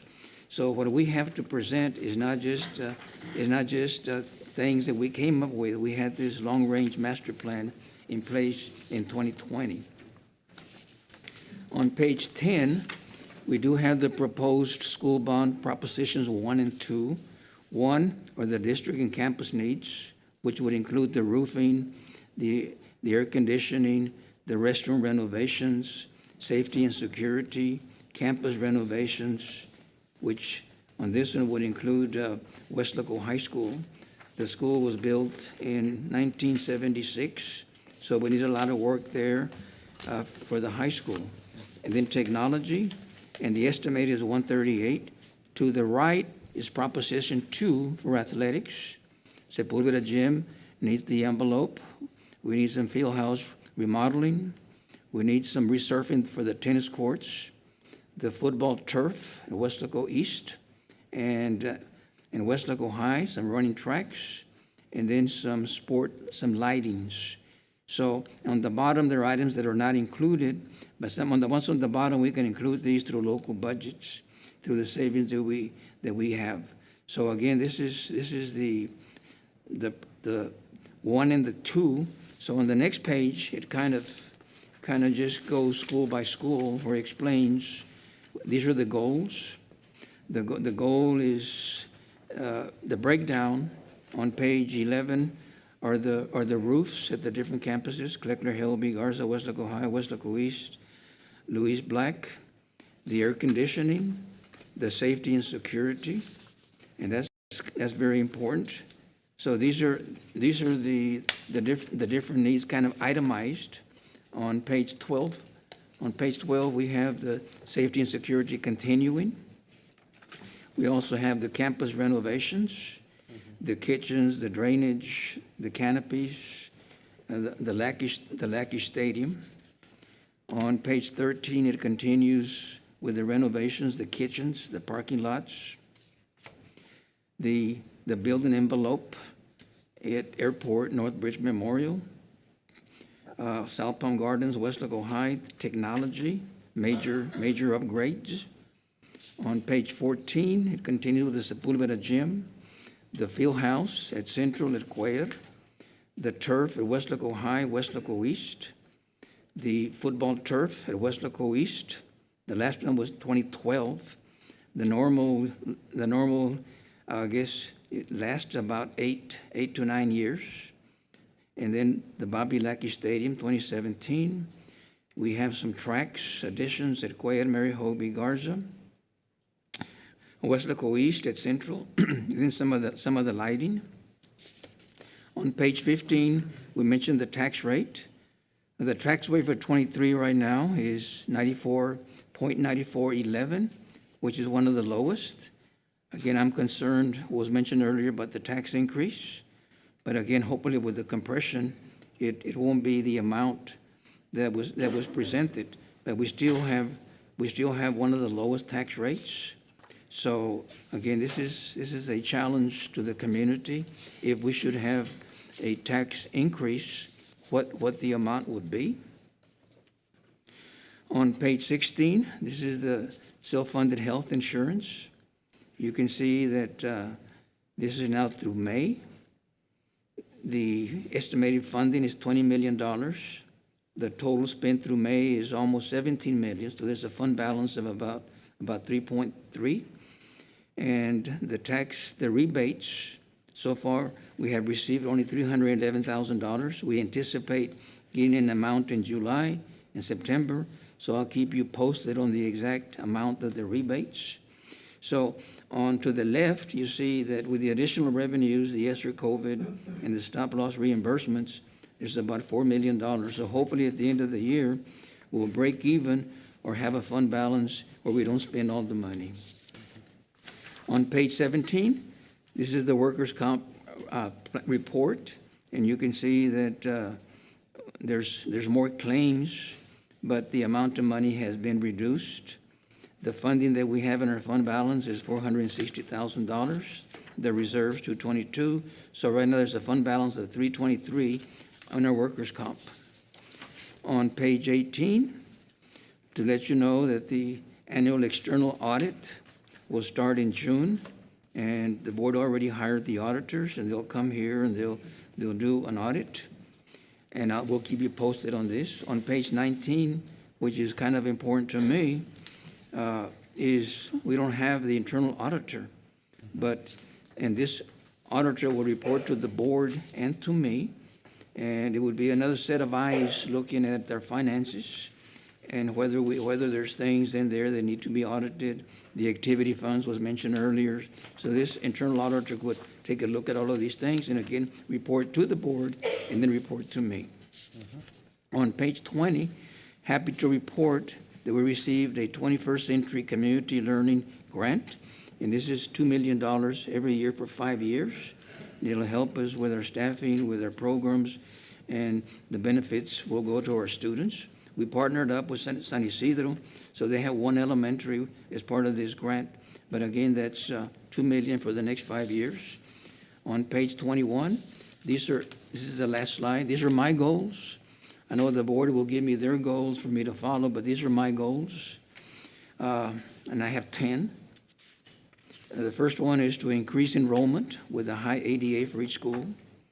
A second, in no particular order, I just listed the 10 goals, is to have safe schools for staff, for students, containing drugs, bullying, and outsiders.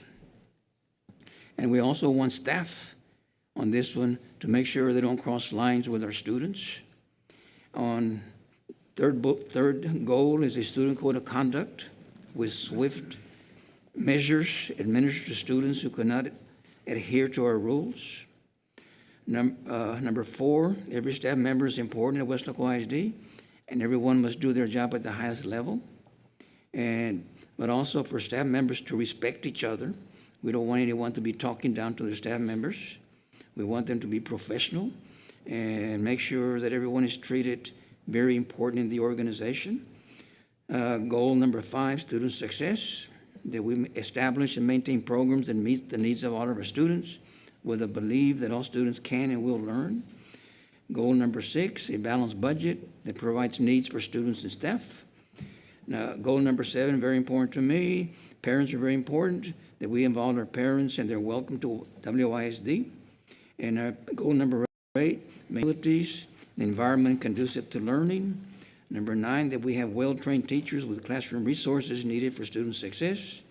And the last one, very important to me also, is addressing and being innovative, utilizing technology in the classroom and throughout the district because of the fast-changing world around us.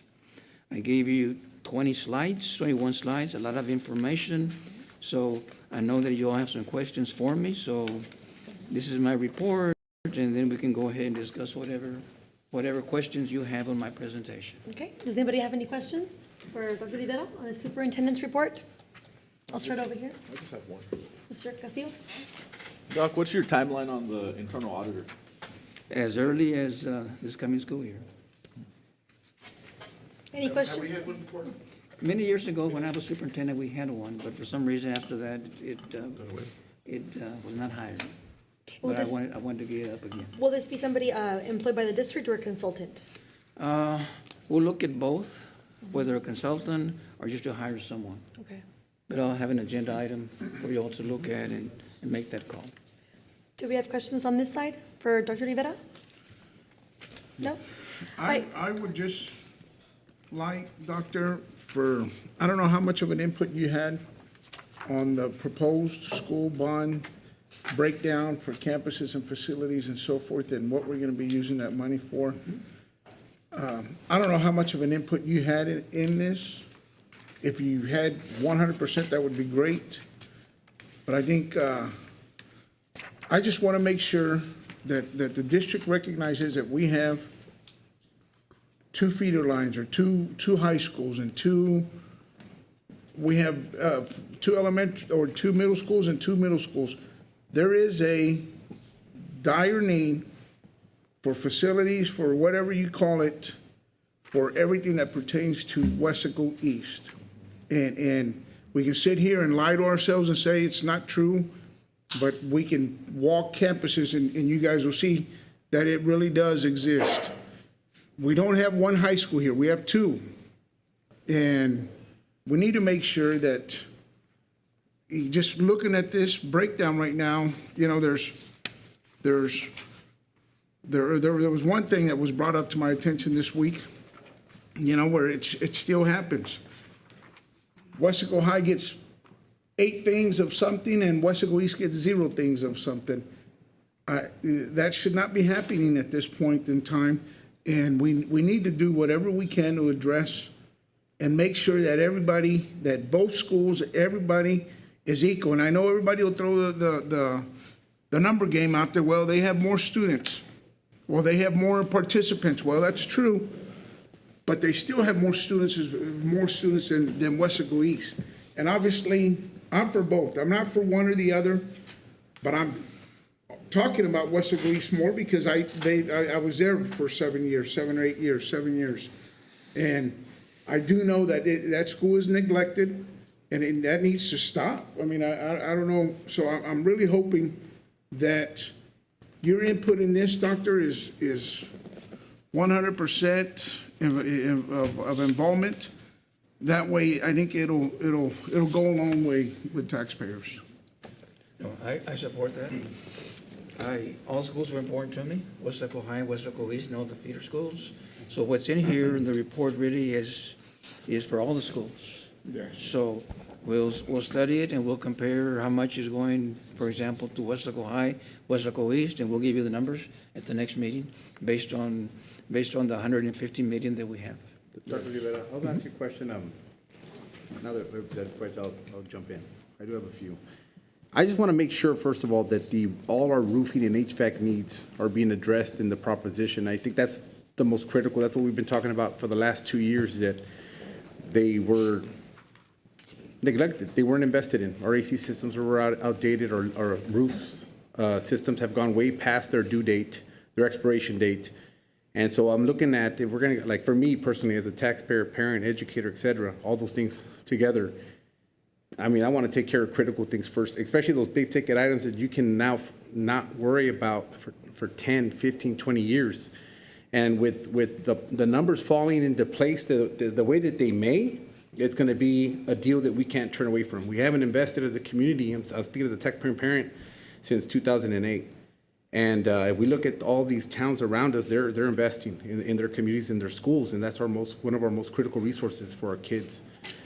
So if numbers fall into place, everything works out, and we do go to the community and we see a small investment from our community that's going to be huge for our school district and our system, and what our kids walk when the kids walk through the doors.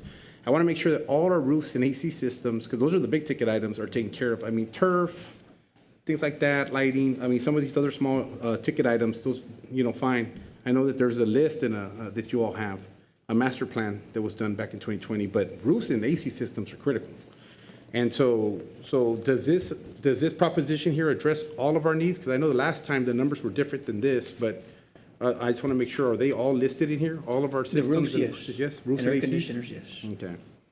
And then when my second question, I'm sorry, is that I've been here, I'm on my third year. November will be the end of my third year as a board member here in WISD, and I've seen a lot of items come across the desk, but I see items that were not included: maintenance, warehouse, and transportation. What does that entail, and why? Because I know we haven't seen a lot of ticket items come across for us to approve. What are those needs there? Like, is it facilities, resources? Like, what those items that weren't included, like maintenance, warehouse, and, because I see nutrition's in there, so that's great. You're right, they're getting upgrades, kitchens, et cetera, and then they've been long overdue. But what are those items as far as maintenance, warehouse, and transportation? I know they're not included, I see the number amount, but what exactly does that entail? Mr. Miracle, you want to? Is it facilities, you know? Los Santos, members of the board, President Sustaita, Dr. Rivera. Yes, so that is a complete new facility for maintenance, transportation, also a new facility for warehouse. We've had, and with the flooding that we had, we're prone to that, for that area to flood, and we're always at high risk of losing some of our resources out there. So we want to make sure that we come in and address that and provide new facilities for all our support campuses. And the reason I'm asking, because those are critical operational components, right? Correct. Your transportation, your maintenance of facilities, et cetera, your nutritional department. And of course, your warehouse that stores all your, you know, all your resources and whatnot. So, I mean, maybe the district can look at and investing in those high-ticket, crucial areas, critical areas as well. Yeah. Dr. Rivera. Yes. In fact, that's why I mentioned the ones that were not covered. The plan is to cover some of these with a local budget. Okay. Whether this year or next year. So these Okay. are needs that we're going to address also. But I didn't want to put them part of the bond election, Okay. but they'll be addressed. Oh, great.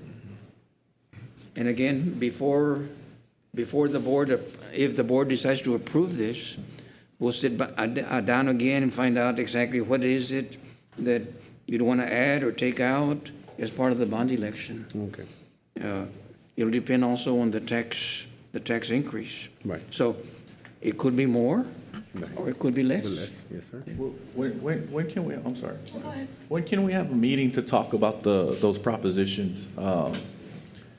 In my experience, the sports propositions, they don't do so hot. Right. And the propositions with respect to buildings, those are pretty successful. So it might behoove us to kind of maybe invest more money into non-sport things and try to get local funds to address the sport kind of improvements. But I know that ERO assessment was done in 2018? 2020, yes. 2020? Finished by 2020. And you I was on the board at You were the on the time, board, I know yes. that. But have we had a chance to, or has anybody from admin talked to ERO or done any revisions to that, or we're just going based off of 2020? No, sir, we're just going off of that report and then updating it in-house per the needs that we have. So whatever's been addressed, we just kind of mark it off, and whatever hasn't, we've added it to the list. And Dr. Rivera, don't the principals have input also for their school to see what needs they have? Yes. According to when they did the report in 2020? Yes, yes, they did. You know And they what? still continue Yes, as. and most of them will tell you the roofs and the air conditioning. Because like some, And and then maybe, security. and maybe through local funds, because I see drop-off and pick-up canopies and the amount that's going to be invested in that. But one of the issues I know that a lot of people in the community are facing, from the people dropping out, trying to drop off or pick up their kids, the people that are just trying to use that road, and businesses in the area, is the congestion. And I get a lot of phone calls, and I tell them, you got to remember that our schools were designed and built in a time where people rode the bus or walked, or were community schools, and they walked to their neighborhoods, their kids walked home. Now you see a higher population, a higher percentage of parents picking up their kids and grandparents and whatever the case may be. So 80, 90% in some cases for campuses. So it causes an area of congestion. And so maybe you all can look at, I know I discussed it in a previous meeting, redesigning or creating an additional pickup drop-off lane that's larger, that'll get vehicles off the streets and stop some of that congestion. Because some of the schools, it just gets really bad, and then you have issues and whatnot. But I don't know, that's an idea that maybe. It's an idea. Because We can meet with the local- principals, and they can give us, they're For those better that need it. suited to tell us where the roads could be, to drop off the This is all pickups. renovations, right? We're not planning on building any new schools or anything No. like that. No, it's all So it might be a good idea to bring back ERO just to, I don't know, maybe there's some updates or just, as opposed to going off of a plan that was finalized 3 years ago now. Right. We can do that. I know as a community member, like myself, as a mother of 6, from college level to elementary, I have them in L levels. I want to make sure, if I'm a voter, that, hey, I want my kids to get something out of this. I want to make sure that, you know, we're helping everybody, not just, oh, it's just the high schools or it's just the middle schools, that it's fair for everybody, for all levels. And I think that's really important for the community, because we want to know that my kids or their kids, everyone's getting something from this. So that'll be a big help. And just to see it like that, like a breakdown, that was good. I want to come back to the slide before we move on to the 21st Century Community Learning Centers grant. That's $2 million, which I think is awesome, because that's free money that we're getting. It's like a scholarship, it feels like. So I want to just thank, I think it was Ms. Gomez. I don't know who did this. It was the grant writer. Miss Katie. Ms. Katie, thank you so much for your work. You got $2 million for the kids. So very much appreciated, because that'll go a long way. I was looking at the information will come out, I think it's in the consent agenda, but it's Monday to Friday up to 6 p.m., I believe. The kids will have something to do after school. It's just a great thing. So great job. Thank you so much. Appreciate that. Any more questions or comments? Okay, we will move on to, thank you, Dr. Rivera, also for your report, and everybody who helped. Thank you so much for that information. On to item number 9, the consent agenda. I'll give you a couple of seconds. We've already probably looked it over in case that you want to pull something out. I don't have an issue. Okay. I'll go ahead. Oh, Trustee Castillo is not here, and I believe he wanted to pull some items. Oh, there he is. I'll start with Dr. Rodriguez. Would you like to pull any items out, Doctor? I have none. Okay. Trustee Cuellar? I have none. Trustee Castillo? Yes, I have one. Trying to get my agenda. But it's the, there you go, thank you. The item AH, AH. Okay. and that's it. Okay. Trustee Trevino, would you like to pull any items out? Yes, item Z. Z. Okay. Trustee Nieto, any items to pull out? None. And Trustee Del Santos said he had none. Do I have a motion to approve the consent agenda excluding item AH and item Z? Motion to approve. Second. Okay, I have a motion by Trustee Rodriguez and a second by Trustee Nieto to approve the consent agenda excluding item AH and item Z. Go ahead and take it to a vote. Trustee Rodriguez. Aye. Trustee Cuellar. Aye. Trustee Castillo. Aye. Trustee Trevino. Aye. Trustee Nieto. Aye. Trustee De Los Santos has stepped out. Motion passes. We'll now look at item AH. And you have my agenda, so I can see Oh. what is it. It is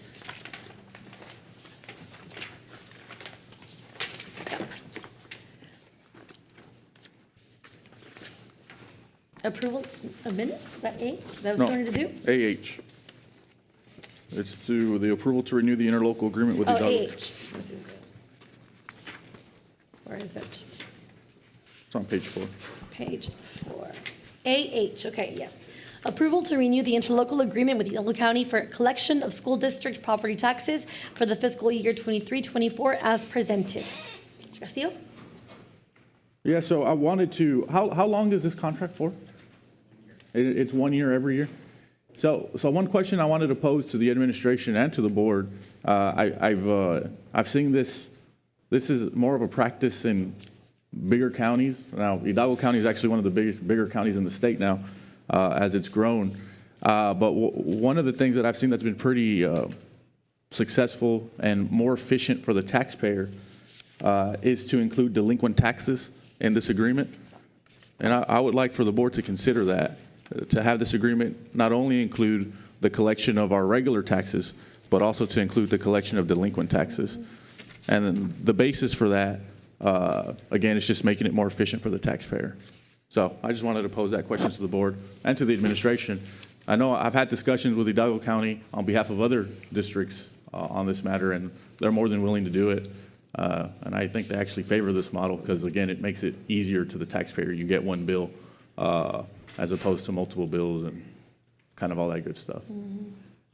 I'm curious, what is the percent that we pay to the attorney who helps us collect delinquent taxes? I know it's a contingency fee, correct, if I'm not mistaken? But like what percent of whatever they collect for us do they? We would need to go back to the contract, but I've seen it where it's about 15 to 20%, but it's whatever the contract currently has, as their collection piece. So what we could do, we could pull the contract from Purdue. Okay. and So it's probably see what that is. 15%, but it's not, so it's not necessarily a cost to the district. It's It's a cost to the taxpayer. yeah, To it's the a cost to the taxpayer. taxpayer, no matter who collects, right? That is right. It's a fee that they put on the delinquent taxpayer. So what, the efficiency part, what happens is, like Hidalgo County and all the people we have tax bills from, they all have different people who collect delinquent taxes. So we kind of unify it, or we put it into one area. Again, that just makes it more efficient for the taxpayer. And the cost is not, it's not going to be a cost to the district. Okay. So again, that's just a question that I wanted to pose to the board and to the administration. And it's just it's just an efficiency thing, and making lives easier to the taxpayers, right? Which I think that's one of our obligations as trustees, to create the collection of taxes, both the normal ones and the delinquent ones, as easy as possible. So Okay. my thought would be that we amend this contract to include the collection of delinquent taxes. But again, that would be up to the board as a whole. But Are you making a motion, or are you, I don't know if anybody has any questions, but do we have any questions or comments or discussion on Mr. Castillo's recommendation or discussion? No, I think that makes a lot of sense, receiving one bill or one notification instead of receiving two or three throughout in October, in November, when they get sent out. So, no, I like that idea. So that's what happens then when you're delinquent in your taxes, you get separate bills? I mean, I don't know. No, So normally the Hidalgo County Tax Office will send you the current bill, which is the Bill, current okay. piece. But once after January and they don't pay in that month, so technically February 1 will be when it's delinquent. And so that's when our delinquent attorneys now kick in, and they do their own mailings And if Hidalgo County takes care of it for us, it just keeps coming from Hidalgo County. What they for the would work taxpayer. together to make sure that, in a sense, whenever a tax payment is done, that the person who is delinquent gets credit, but there is still other functions that the delinquent attorneys would still continually do. So if there is a longer time period when payment is not received, that's when the other items that they kick in to do. So it's just really just working on with the two offices, the Hidalgo County Tax Office and the delinquent attorneys. So What percentage of residents are delinquent? What's the average? so every town, every school district is right? different. But what has been here in Weslaco? If I remember right on my notes, we're in that 15 to 20% where they're delinquent. Okay. Current is about 91%, isn't it? 91, 92%. So eventually they do pay. Right. And so what you see, like, again, some homeowners have it where it's all in escrow. Correct. So those are kind of like easy ones. It's when you've already paid off your mortgage and now you pay Right. on your own, that's where some issues pop up. But Okay. yeah, I mean, just like how we had the presentation from our, we call it our financial advisors, we technically collect anywhere from 95 to 96, but it's a combination of the current tax roll and delinquents. Right. I mean, there's times when it's over 100, meaning that between the two, we collect what we should. But 85, 90, that is the norm. Okay. well, I guess I'd make a motion to approve this agreement, but with the amendment to include delinquent taxes in this agreement. Okay, do I have a second to amend the contract to include also collecting delinquent taxes. Second? Okay, we have a motion by Mr. Castillo and a second by Mr. Trevino to amend the contract to include delinquent taxes. We'll go ahead and take this to a vote. Trustee Rodriguez. Question first. Oh, yes, go ahead. Dr. Rivera, well, with your experience, what do you expect from this recommendation? It's always been separate. Correct? You had the current, the county, and then a delinquent, whether Purdue or Lineberger. Correct. So it's always been kind of that way. Okay. So going this route, would we be, I'm sorry, I stepped out for a quick second, eliminating our current tax attorney? So my suggestion is we pass this along to the county to include, right now, the county collects our current taxes, and then we have a separate entity that collects our delinquent taxes. And so my proposition is for the efficiency for the taxpayer to have one area to go to. My thought is to include delinquent taxes along with the collection of our regular taxes with Hidalgo County. So that was my motion. So do we know does the county have the manpower to focus on the district as opposed to having a separate entity really honing in on these delinquent taxes? Well, they collect 90% of our taxes already. On the delinquent part of this thing, sir, how much efficiency are we gonna lose, or the effectiveness of the delinquent attorneys doing their specific thing versus giving it all to one entity? So delinquent attorneys, they don't just do collections. They do a lot of other items. So that's where we just need to, in a sense, go back to how the contracts are written to see how that efficiency could be made up through the tax office. One thing that we would do is to look at those contracts, because right now, again, we've not have done this before. So that'll be the one thing to see if it is that the county would be able to do it, and then how would it affect the delinquent tax attorney. So I'm not concerned about that, I'm talking the effectiveness. If we were to just go with one entity, would it be a benefit to us, or are we losing more of a hands-on by having the delinquent people doing that, which is their specialty? We've never done that. It's always been the two, the current, the county, and then the delinquent, either Purdue or Lineberger. So I know. So we've never done that where one collects both. Yeah. Can we hold off on this until we get maybe a little bit more information instead of rushing into something like this? Well, the motion was made. Okay. So what, Okay. What are the success collection rates for either one, I guess, would be you said 90%? Right now for the county has 90% collection rate? The current one we have is about 92, 93%. 92%. I'm looking at the item right here. 92%. Current is 92% of Yeah. current taxes. Our Current. delinquent taxes, the actual collections were at 24.59%. Of the 8%. Budget is 10%. Yeah, so again, it's not necessarily about the numbers or the collection rate. It's just, to me, and again, I've had this conversation with the county on behalf of other districts thinking about doing this. And even the county agrees it's more efficient because it's one entity to deal with. And the county, I believe, I know we've always been separate. I believe they contract with both Lineberger and Purdue. So it would actually still be a delinquent tax attorney doing all this stuff. However, we wouldn't contract with them as a district, the county would.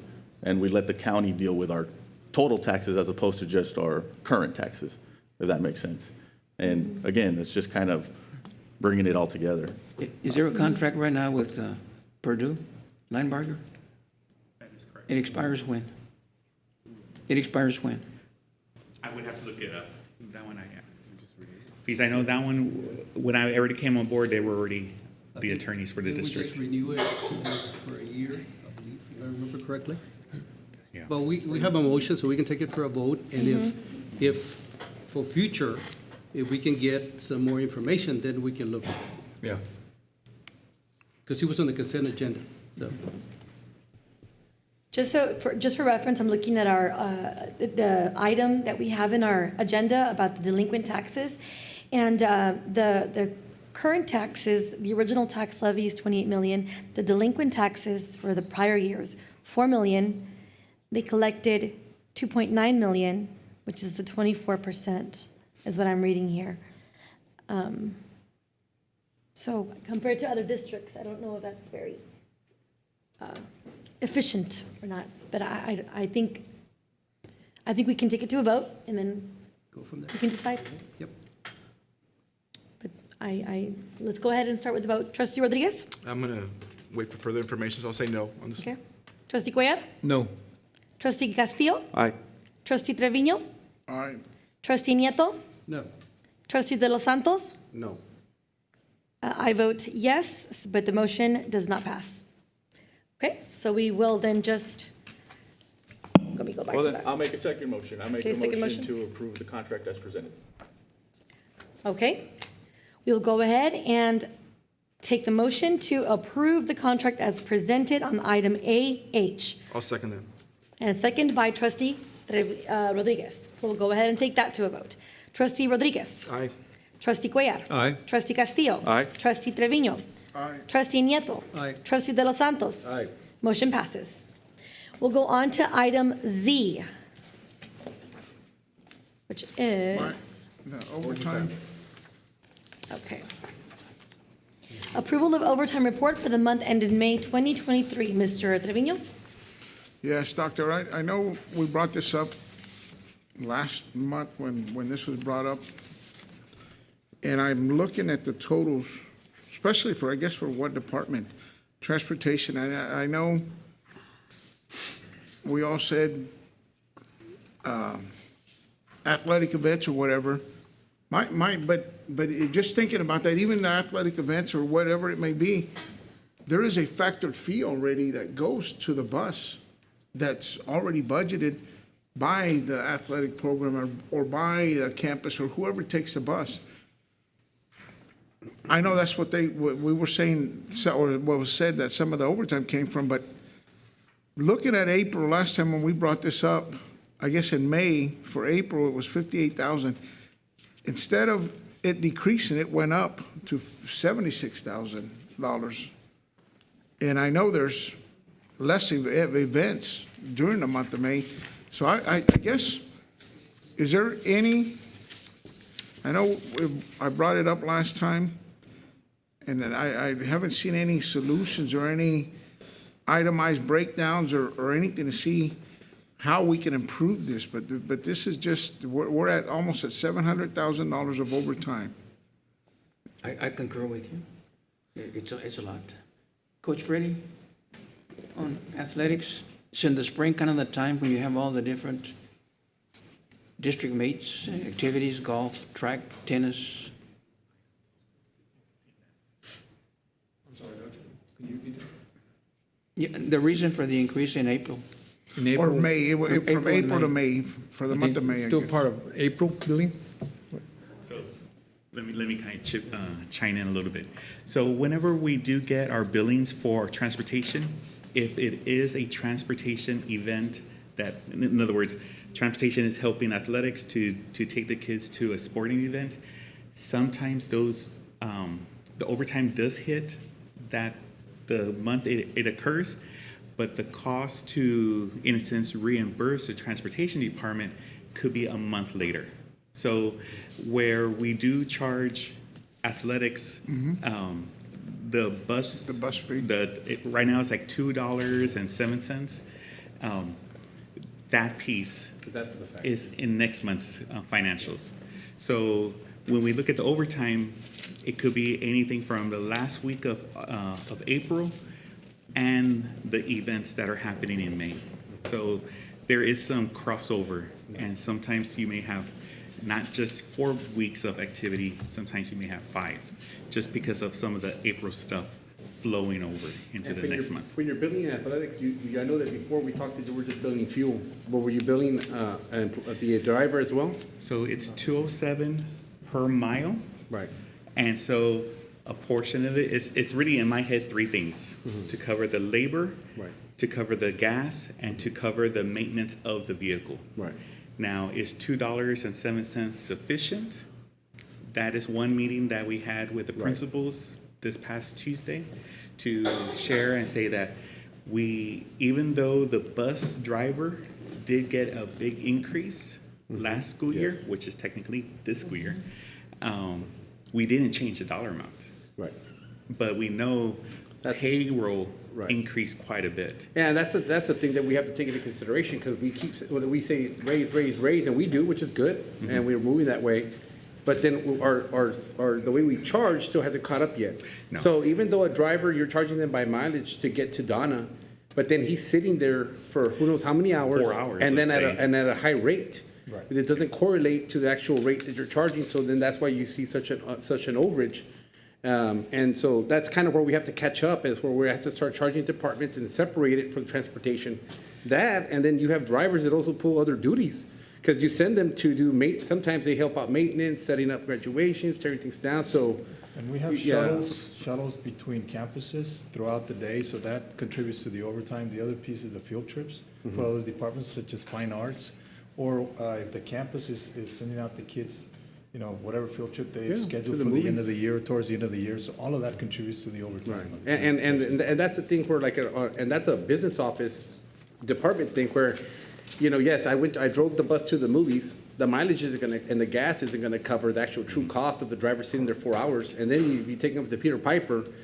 So it's just not coordinating because we increase rates. So it's not, I don't think that's why I guess I'm trying to tell the rest of trustees, it's not a management piece or that, it's just our system hasn't caught up yet on how we're charging the rates. So because of those increases in cost, again, we didn't chew up and just say, you know what, and I'm totally making this up, from $2.07 to $3.50. That would have just killed the budgets for next year.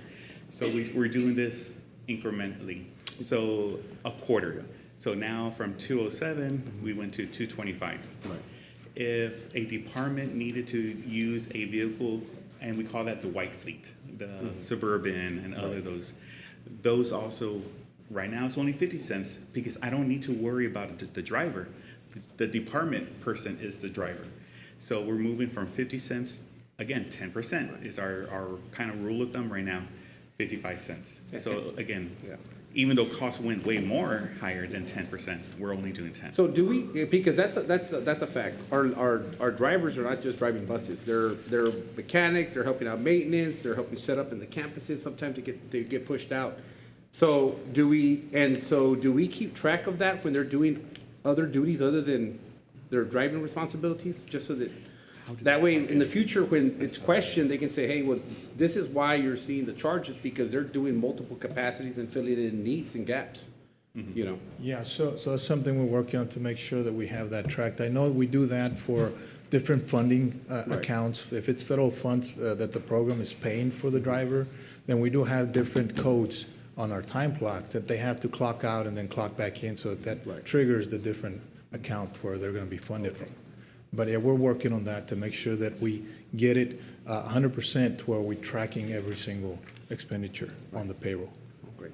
I just, whether we have to come up with a different system or whatever, but this doesn't look good on paper, to have $700,000 of overtime fees or charges.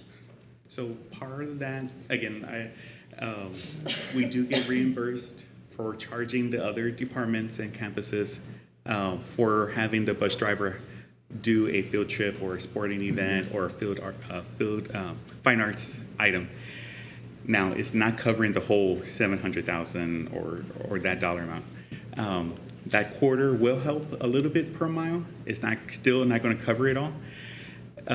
One item that we are, because we did go back and research, like, okay, last year was, and I'm totally making it up, 500,000 and now it's 700.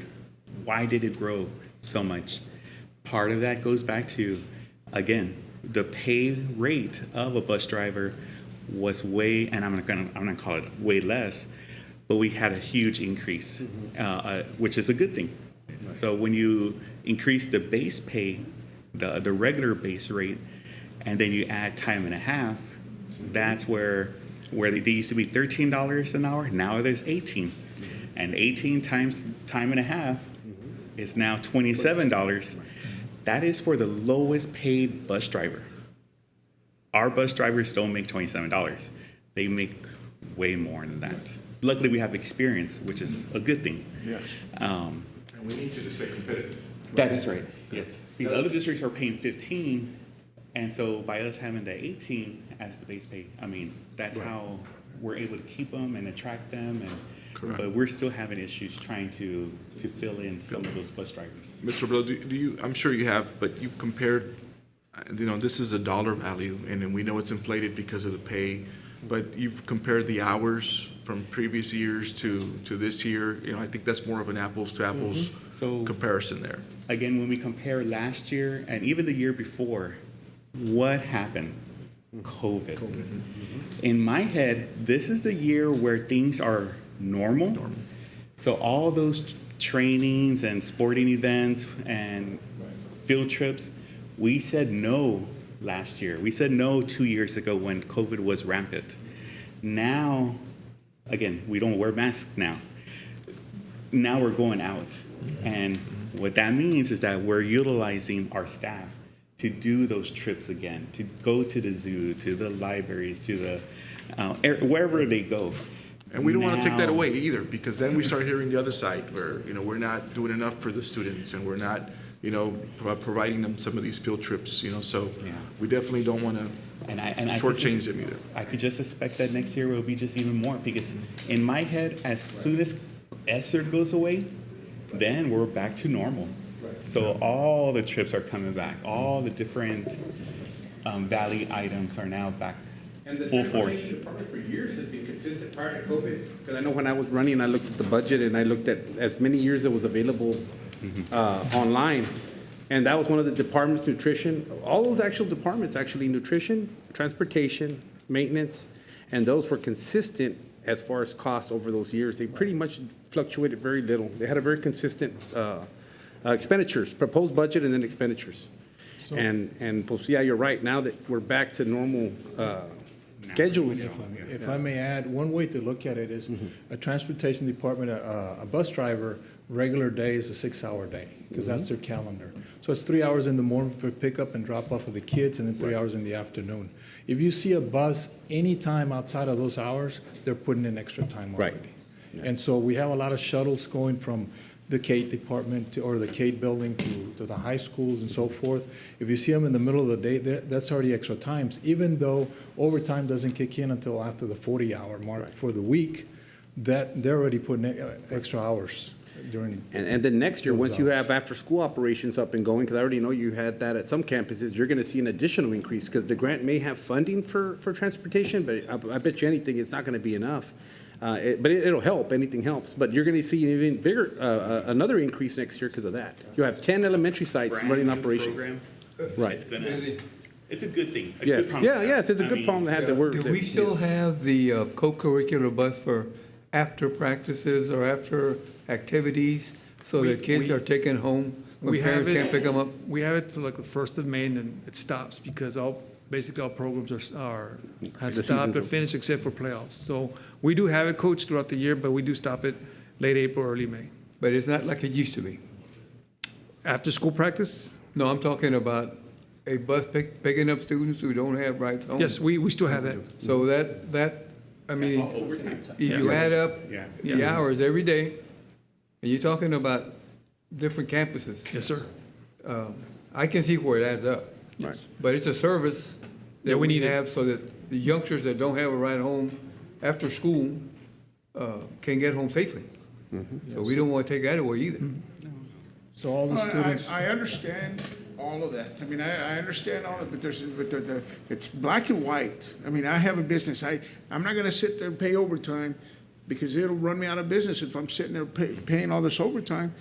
For me, are we missing bus drivers? Or is there a lack of bus drivers? That's what it seems like to me. So we don't have enough bus drivers, or are they being scheduled properly? Those are the things that I want to make sure we're looking at, not all these other things. I understand all these other components, everything, all these other factors. That's not what I'm talking about. I'm talking about having, even though this number here, and if this is not the true number, then what would be what is the true number then? I don't want to see, I mean, I don't want to call it a false number, but what is the true number then that the budget that we're going to be budgeting for next year? If we're going to have this kind of an increase? So for next year, we are kind of trying to revert back to the previous, well, I guess current year 2019, yes. budget. So if we have been spending about 600,000, that is the hope. Now, once we know, wait a second, the 21st Century program and these other programs that are coming into play, we are going to get assistance. But for reporting purposes, for instance, for that report, it is all bus drivers who work past 40 hours. What is that dollar amount? Whether I get paid from a federal fund or a local fund, we're saying these are all the overtime hours. So it's a funny story. I could cut overtime to zero, but it's going to cause a lot of issues too. Meaning, some people get used to those hours. Yes. Now, it's a necessary evil, I guess we kind of call this overtime deal, because we know we have sporting events, after-school tutorials, and everything else. One thing that we are going to be working closely with the transportation department is exactly what you said. Is the routes the right routes being done? And it needs to be evaluated every summer for the next school year. You have kids who graduate, you have new kids come into the program, so that you can't use the same routes as the year before. But evaluating and sharing and saying, hey, how does other school districts also make efficiencies?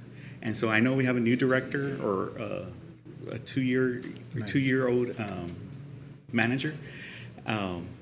It's going to come with time as that person gets experience, as new pieces of the puzzle come in to help, because we have ideas as to how to try to save, but some overtime is sad to say necessary. Yeah. And so, but we are going to be managing. And we are looking into assessing that. every aspect of it. I know Dr. Rivera has already approved additional bus drivers, so we're taking it, in steps and in stride. 4 more bus drivers. Yes, sir. Yeah. 5, actually. 5, Yes.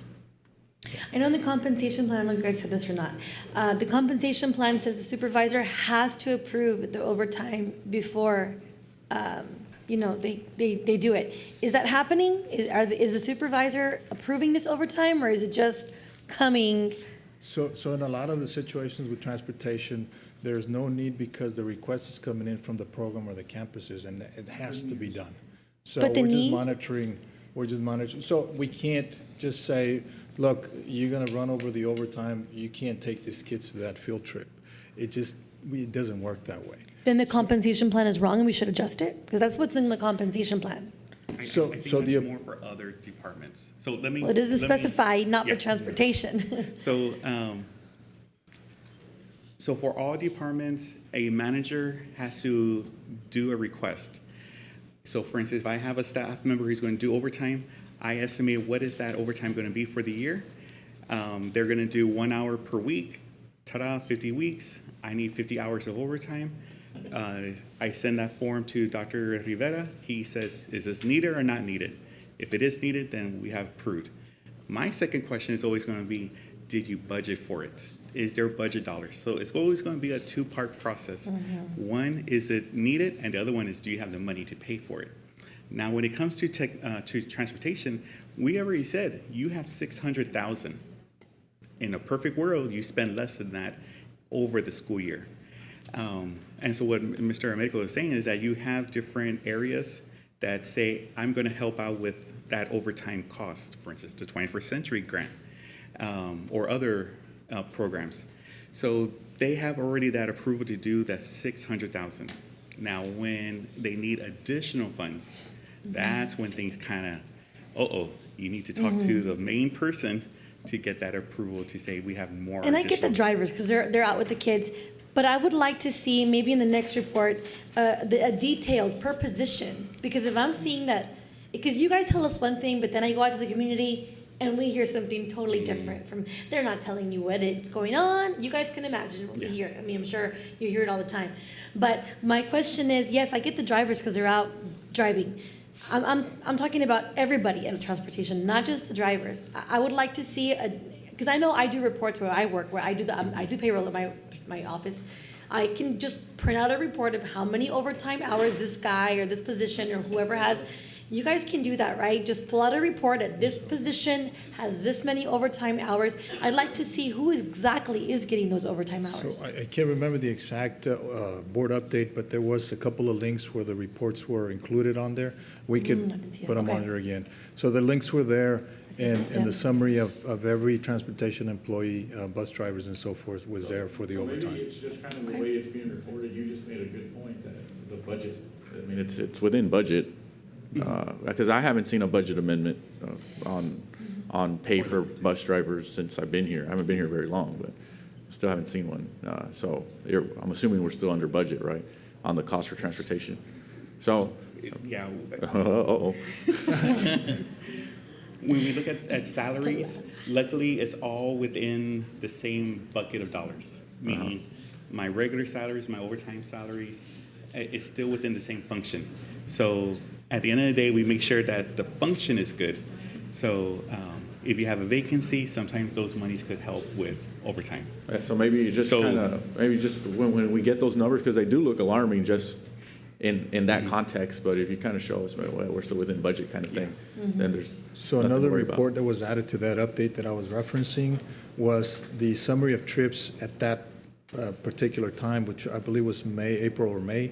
We were already at 2,000 trips for the year. And so all of that adds up to the overtime.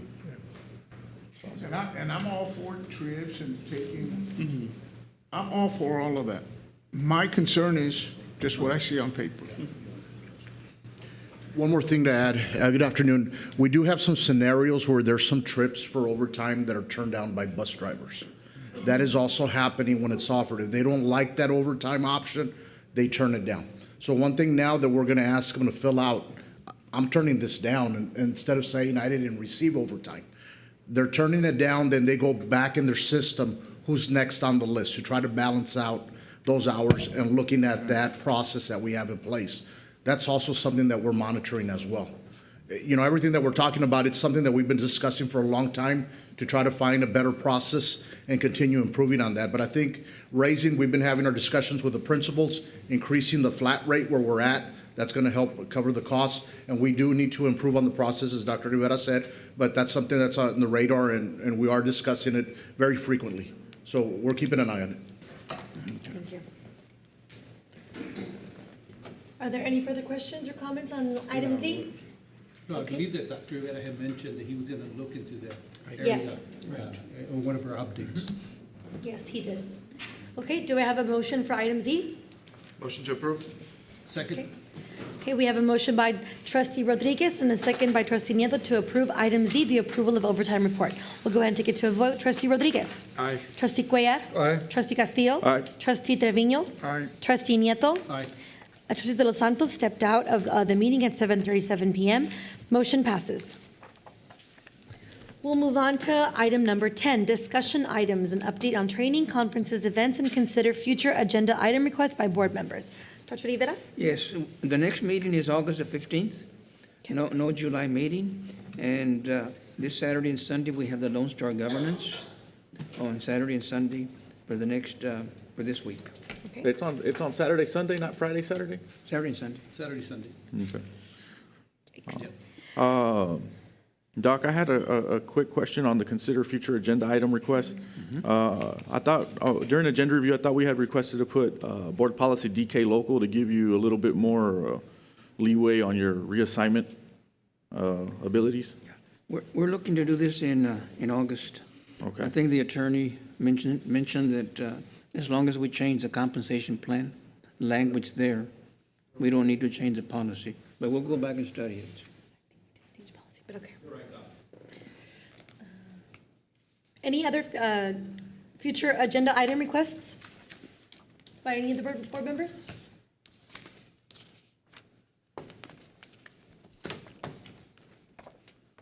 I'm thinking.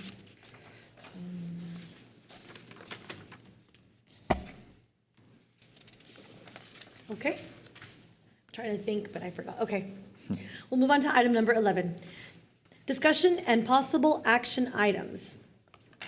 Item A, discussion and possible action for the board to approve canceling the regular board meeting originally scheduled on July 18, 2023. Motion to approve?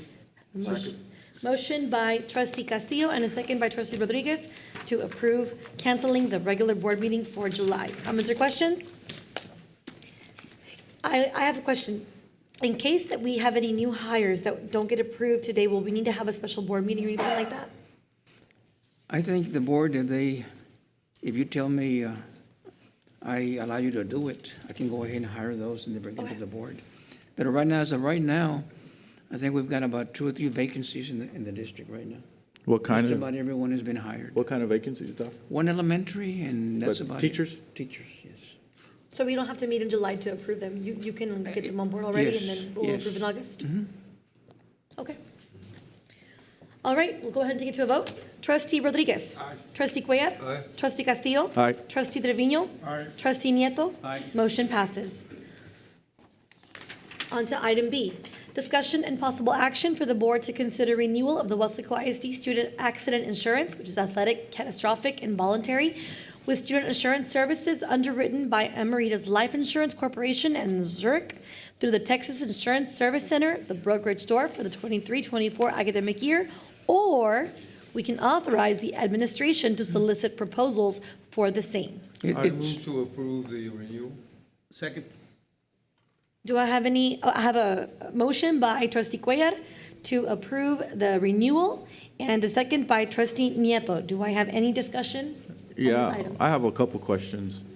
Okay, trustee Castillo? I know it says no rate change, but is that based on last year's numbers, or, I mean, how many claims did we have? I mean, because I've seen this specific type of insurance, because student athletic insurance, it's different. And things change, like student enrollment, or not student enrollment, student participation, and just student injuries, right? And so it's easy for a company to come and say, yeah, we'll do the same rate, but there was no claims last year, or very little claims last year. So I've seen it as a practice that you do bid out this product because of that, because there are changes, especially since COVID, because we didn't have kids. We didn't have kids at school, but we're still paying for student athletic insurance, and the rates probably stayed the same. So this is the second year of a 2-year agreement. Okay. Last year, it did go out for RFP, and we did go with this company. And in that, we also had a no change agreement. So the premium is exactly the same. There's no rate change. So the premium is exactly the same. Well, it's not a 2-year contract if it's up on the agenda for renewal. No, it was a 2-year agreement. We're under 1 year, and it's like every other insurance policy that we have. It comes up yearly, and we always give the board an option to go out if that's what you So choose. how many claims did we have last year, do you know? I don't have that with me, but I can get that to you. But in speaking with the trainers and with Mr. I was going to ask that. Rodriguez. Did our athletic trainers and athletic director have an input? Because they always have. Yes, And absolutely. and they know exactly how many We met. injuries that Freddie. were addressed, so. Yes, sir. Yes, so we met Coach Cuellar 2-3 weeks ago, and both trainers from both high schools are very happy with the plan that we have currently. Our numbers did go up a lot this year compared to last year. As far as participation? Participation numbers, quite a bit, but we got the input from our trainers, and they both want to move forward with the same plan. How about claims? Did we have, I can get that information for you. were our parents good with this one as well? Like, did our We parents heard have no any issues? complaints with parents at all. So my understanding is a pretty good plan. And like- I'm one of the parents. My son got hurt and he got surgery actually and Mm-hmm. tore his ACL, MCL. I really didn't have any problems with him. Okay, good to know. My only concern, obviously, motion's already been made. My only concern is sometimes it's good to go out and request new RFPs or whatever, because it keeps everybody on their toes, and it keeps makes for a competitive market instead of, it's good that everybody across the board seems to be You happy make a with good point, this. Mr. Trevino. However, with the current inflation rates, whenever you get something that's the same price as it was last year at this time, I think that's a really good thing.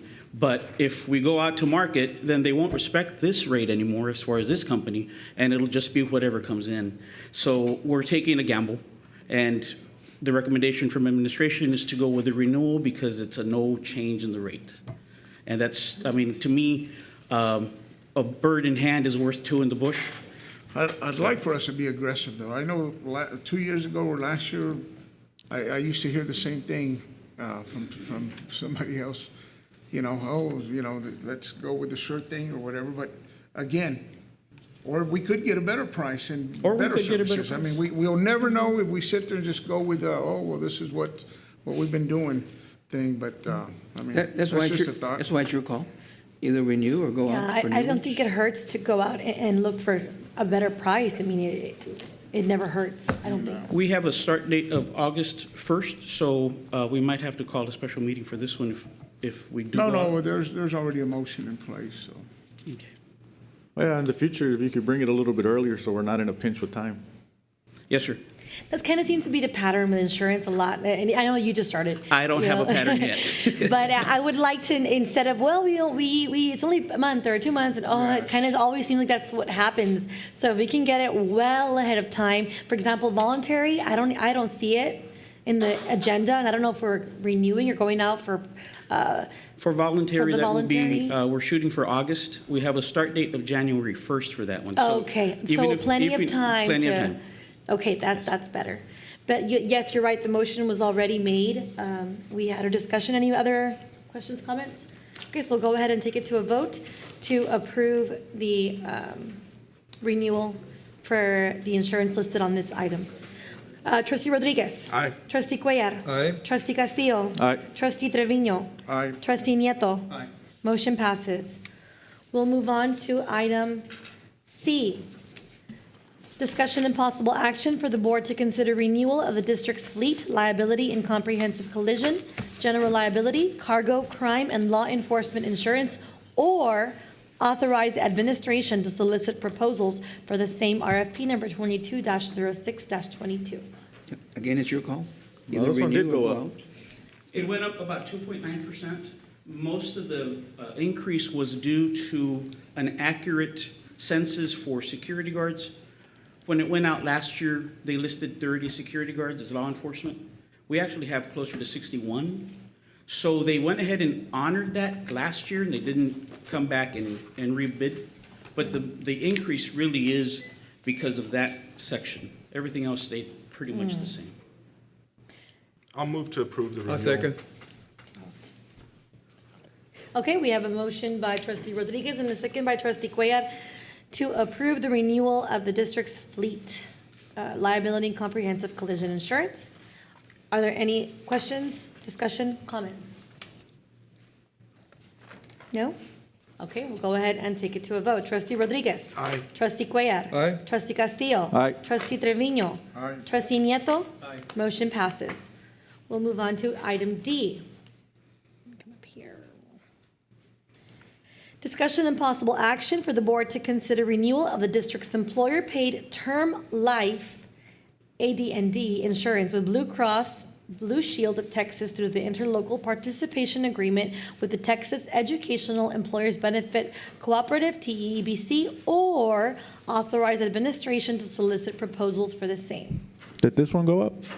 No, we're locked in since 2017 all the way through 2025. So talk about beating inflation there, right? I'll move to approve. Second that. Okay, we have a motion by trustee Rodriguez and a motion by trustee Cuellar to approve the renewal of Blue Cross Blue Shield of Texas through the interlocal participation agreement. Do I have any discussion, questions, comments? No? Okay. Go ahead and take it to a vote. Trustee Rodriguez. Aye. Trustee Cuellar. Aye. Trustee Castillo. Aye. Trustee Trevino. Aye. Trustee Nieto. Aye. Motion passes. On to item E, discussion and possible action for the board to consider approval of renewal proposal for workers' compensation third-party administrative services from TriStar and workers' compensation excess insurance from Star Insurance Company through Hub Shepherd Walton King, RFP number 22-06-21, or authorize administration to solicit proposals for the same. Are people happy with the administration Or is the administration happy with the TPA? We're happy with the TPA. They give us great service, and we've been with them for a bit. This one technically did go up. It's a 4% increase, but that was in the agreement from last year. So move to approve. Second. Okay, we have a move by trustee Nieto and a second by trustee Rodriguez to approve the renewal for workers' comp with TPA, TriStar, and Star Insurance. We'll go ahead and take it, any questions, comments?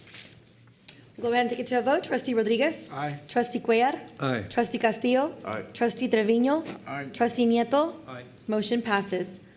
On to item F. Discussion and possible action for the board to consider renewal of proposal award for specific and aggregate stop-loss insurance for the Weslaco ISD Self-Funded Employee Benefits Program, RFP number 23-08-6, or authorize administration to solicit proposals for the same. I have a question. How come this is not aligned when we go out for bids for our TPA for health? That's a good question, but this was just separate. Yeah, because they're related. So it's They're related. So it's kind of weird to kind of be off of the. I inherited the system, but if we need to move it closer to when we approve for our health, then we can take a look at that. I guess my question is because they go hand in hand together, and so what, are they using the same data? Or is a stop loss using the same data as our new plan, or they're giving us numbers based on our old plan? It does have an impact. So the plan that our TPA will affect how they're going to be quoting us. Before you go on, legal question. Can we discuss before a motion is made, or do we have to make a motion and then discuss? If you want to do Roberts, it's motion and then discussion. Okay, so Make a motion. do I have a motion for this item before we discuss any further? I'll make a motion to go out for bids. I'll second that motion. We'll go ahead and take it to a vote. Well, I think there's. Oh, sorry, I forgot the discussion I was going to say. This. Motion by trustee Castillo and seconded by Mr. Staita, and now we can go ahead and take it to discussion. This is not, has no increase to it, isn't it? It's no increase, correct. So I don't, and The this. rate is the same. And this is the superintendent's recommendation. It says or authorize. He let us have the option to either renew or authorize. No, and my basis is just so it's aligned with our health plan, or with our new network. Recommends that the board of trustees approve the. It will have the same start date. So So, I mean, as far as price is concerned, because they are impacted by each other and they're not, it's not aligned. right, so What we does it did say get or? this after we secured our TPA for healthcare. Okay. All right. And we do actually have several options that SA Benefits puts out. So they did do a bid, and those are all of the options that you have here. So technically, they went out to bid with all of their carriers. That's my question. When I was reading this item, I saw that on number 2, the vendor to be approved says Voya. But then up on the top, it says Voya through SA Benefits and Jeff Everett and Associates. So is it one or two people, or do they work with each other, or how does that work? They work with each other, essentially. So it's mitigating risk, and they spread that risk. So when we're looking at one company finding like a wholesale to then be able to resell, So what's the premium, or what's our cost? $125, and that would be on that first page, but it's $125 per employee per month. Let me find it.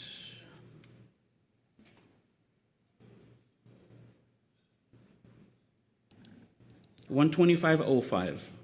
And then option 1 is $125.05 because there was no change. Correct. So we do have other options as far as lowering the premium, but then we essentially raise that deductible. So right now, we are at a 150 level for a stop loss. Anything above 150, then the company starts to reimburse us for those expenses. This is insurance on our insurance, Yeah. right? So And that comes back to my question that we didn't do it at the same time as we selected our new health plan. But- we could have, yes, but that wasn't on the. Yeah, I know, you inherited So, it. so one thing that, because I was, luckily the vendor who put the proposal together did visit us just to kind of share like their process of going about it. They can't get a quote unless they know who is our health insurance. So depending on who is our health insurance, in other words, the TPA, Blue Cross, or the various others, that determines how the pricing would be. So that's why they, I guess, in the past, they set it up 1 month after. No, the I get selection. it, but what I mean is the bid cycle. Like, we bid out the TPA, and Right. then you usually bid out after the stop loss because it's new. And so everybody has a chance to quote you at the new numbers, not just one person or one company. That's my point. Okay. Right, and that's what I would like to see. Everybody's, not just one price, but everybody's price, to see what's the best deal we can get, because it all goes back to our kids and our staff. So it doesn't hurt to just get a proposal. And if we don't like it, well then, we keep going with these guys. Now, I know these numbers are based on what they call lasers, right? Depending on how many exclusions. Correct. We wouldn't have any additional lasers on this one. We do have one laser at a pretty high rate, about 700,000. So if we go out to bid, then they can possibly come They're back. going to take all of that information and include more. Include more, correct. So right now we have one. Maybe. I'm sorry? Maybe, yeah.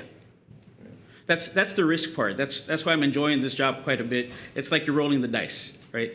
And it's you guys who are up to roll, and you tell me what you want to do, and we'll run with it. But I've talked to some insurance when we were told that, well, we're gonna get a rate increase, and some of them said, that's not true. I don't know why they tell you guys that. So, I don't know, like, is it a yes or no? Well, you know what, let's find out.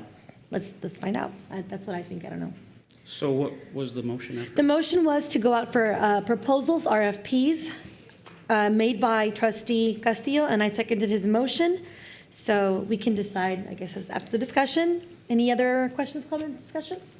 Okay, we'll go ahead and take it to a vote. Trustee Rodriguez? I'm going to say no on this one. Okay. Trustee Cuellar? No. Trustee Castillo? Aye. Trustee Trevino? Aye. Trustee Nieto? No. I say yes, but motion fails. We will not get RFPs, okay? Out onto item F, discussion and possible action. It still has to be. Oh, sorry, I forgot. I thought we just left it there. Do I have a motion? Motion for- to renew current stop loss. Second. Okay, I think Ms. Menendez said it first. You want to second it? Mr. Trustee Rodriguez made a motion to approve the renewal for the specific and aggregate stop loss insurance, and seconded by Trustee Nieto. We will go ahead and take it to a vote. Trustee Rodriguez. Aye. Trustee Cuellar. Aye. Trustee Castillo. Aye. Trustee Trevino. No. Trustee Nieto. Aye. Motion passes.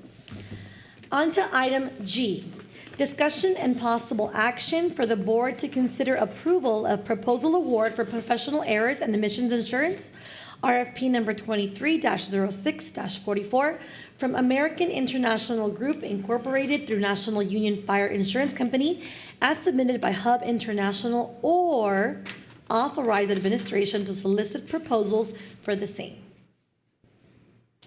Do I have a motion? Do we have a choice of counsel endorsement on here?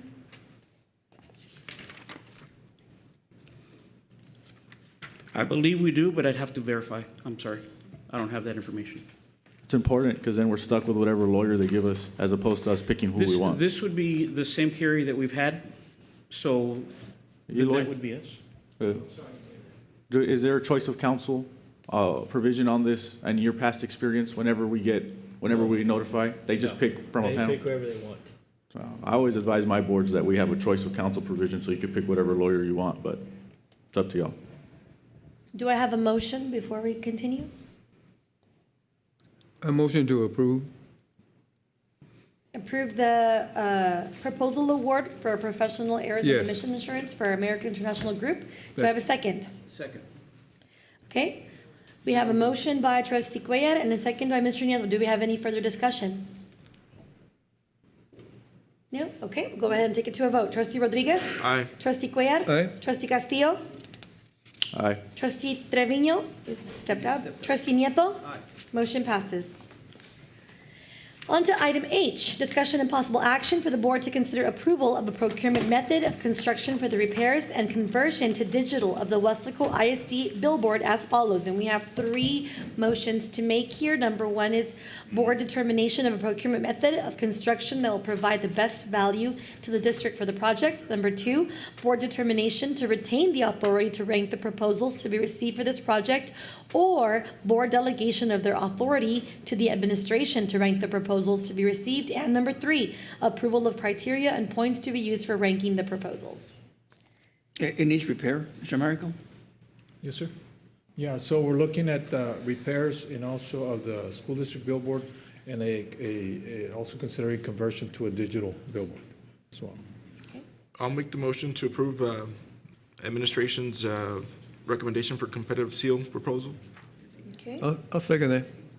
Are we do one at a time? No, we Wanna do just say the 3 of them, and then you want to do, Do you want to go ahead and do all 3? I think so, it'll be Okay. faster. And then I'll go ahead and allow administration to rank, Okay. and then the board approves criteria and points. Okay? That was a motion by trustee Rodriguez. Do I have a second? Second? Second by trustee Cuellar. And the motion was to approve the method of construction as the competitive seal proposals. And the number 2 motion was to give the authority to the administration to rank the proposals. And number 3, approve the criteria and the points to be used for ranking the proposals.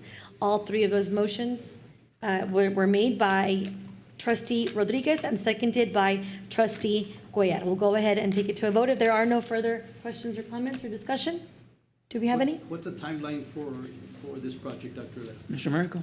When will it be completed? As soon as you get the architect on board, so it might take several months. Yeah, we're looking about 2-3 months for design of the project, and then we have to go out through bid another month or 2 for that process, and then the completion. So estimated is about December, January. We're trying to shoot for So it will that. be utilized spring of 2024? Yes. Okay. Any other questions? Okay, we'll go ahead and take it to a vote. Trustee Rodriguez. Aye. Trustee Cuellar. Aye. Trustee Castillo. Aye. Trustee Trevino. Trustee Nieto. Aye. Motion passes. On to item I, discussion and possible action for the board to select a firm to provide structural engineering services for the repairs and conversion. Wait, I didn't do that. To digital of the Weslaco ISD billboard. You have the list before you of the engineers, and if you all can select one. Who's will? And Robert's rules. Do I have a motion before we, I'll make a motion to approve ERO.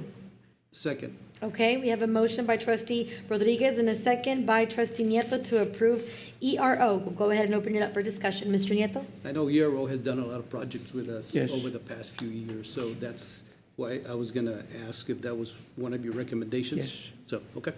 So I'm good with that. Okay, do we have any further questions or comments? No? All right, we'll go ahead and take it to a vote to approve ERO Architects for this project.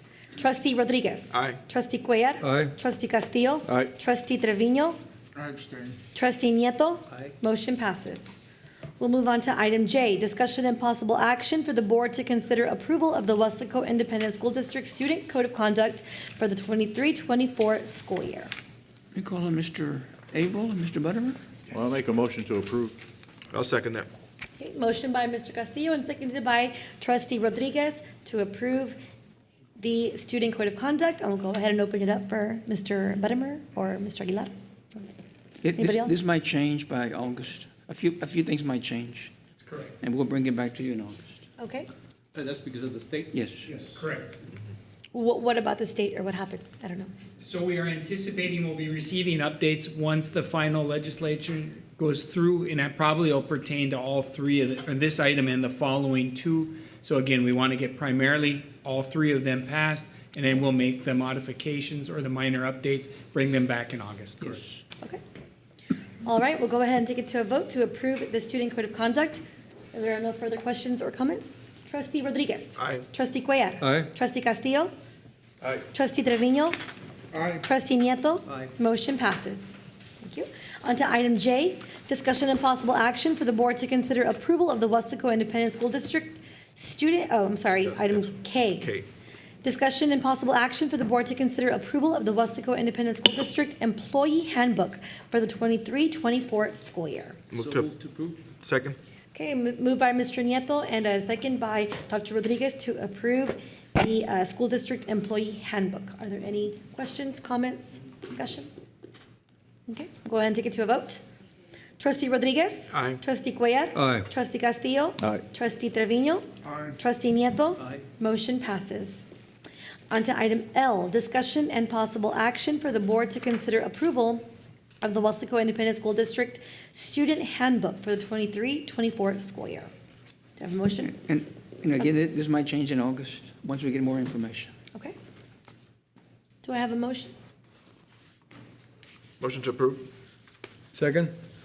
Okay, we have a motion by Trustee Rodriguez and a second by Trustee Cuellar to approve the school district student handbook. That opens it up for discussion. Do we have any questions or comments?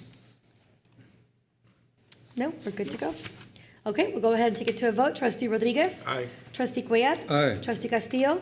Aye. Trustee Trevino? Aye. Trustee Nieto? Motion passes. Thank you. Thank you. We'll move on to item M, discussion and possible action for the board to consider approval of the annual review of the Weslaco Independent School District Investment Policy. Dr. Rivera?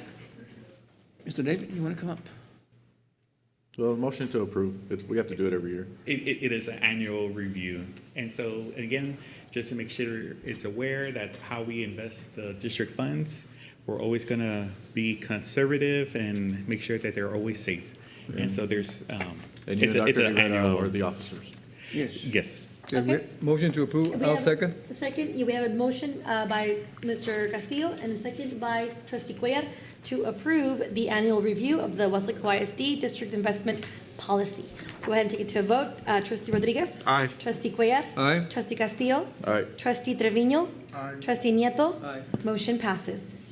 On to item N, discussion and possible action for the board to consider approval of the final amended budgets for the general fund and the debt service fund for the fiscal year 22 to 23. Mr. David? Motion to approve. Second? Okay, we have a motion by Trustee Rodriguez and a second by Trustee Cuellar to approve the final amended budgets for the general fund and the debt service fund. Do we have any discussion? Just quick summary, what? Yes, and so what happens is that we are now at the last budget amendment for the year. In future time, we're hoping to minimize these items, but we always do a final review to ensure that all the funds per function, that there is sufficient dollars. And so our staff reviews it and they make their grand totals just to make sure that we have sufficient funds.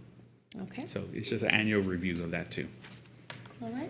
Any further questions, comments? So did we take money out of fund balance, or? No. We are anticipating some additional revenues.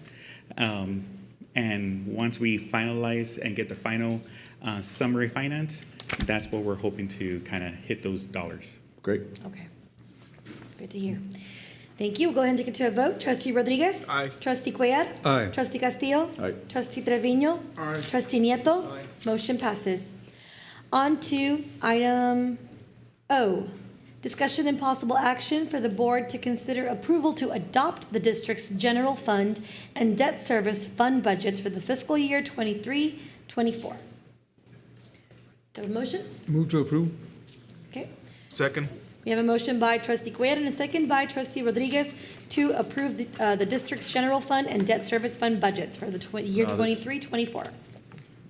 No, we did the compensation plan. Are we on compensation plan? Not yet. Other way around. We're on O. Oh, sorry. Yeah. Do I have any discussion, questions, and comments on adopting the? Okay, we'll go ahead and take it to a vote. Trustee Rodriguez? Aye. Trustee Cuellar? Aye. Trustee Castillo? Aye. Trustee Trevino? Aye. Trustee Nieto? Aye. Motion passes. On to item P, the last item for discussion. Discussion and possible action for the board to consider approval of the Weslaco Independent School District Compensation Plan for the 23-24 fiscal year. Dr. Rivera? Yes. Now, this might change in August also, when we get more information on maybe the monies and also on the stipends and different things. So Correct, it'll be so, brought back to you for final approval. How out of whack, trustee Nieto brought up a good point, and I think during the budget workshop, where the 1 through 5, 5 through 10, and whatever it was, the first increment got $200 extra, and the next increment got 100 and 100. How out of whack if we were to include that extra 100 for each of those groups, so each group goes up by 200. Would that mess us up a lot? Well, we would just have to bring it back in August when we come back to the revised budget. I would bring the compensation plan back and make that adjustment. I tend to agree with that, so we have a little consistency. We don't want to take anything away from the experienced people. I think they deserve something too. Yes, so if that decision is made when we bring this back in August, we can definitely make that adjustment. Not a problem. Do we have a motion or no? No, they're presenting first. Are you guys okay if I make a motion right now? Good. I'll make a motion to approve, but with the increments to be equal to 200 each for each level. Second. And y'all figure it out. Okay. Okay, so I have a motion by trustee Castillo and a second by trustee Nieto to approve the compensation plan pending changes. I'm okay with that. Okay. Minor changes. Minor changes. Now, the discussion opened up, I did some homework on this, and I even did a little packet, so while I explained, you can follow along with me, so you can just pass it that way. And my focus, there's 3 for you guys. My focus on what I was looking at, because last year when we did the compensation plan, it felt a little rushed to me. So I took some time and we got the TASB salary study done also, which was a great tool to help me focus on, what we were paying. And I was looking at this understanding pay systems of what TASB gave us.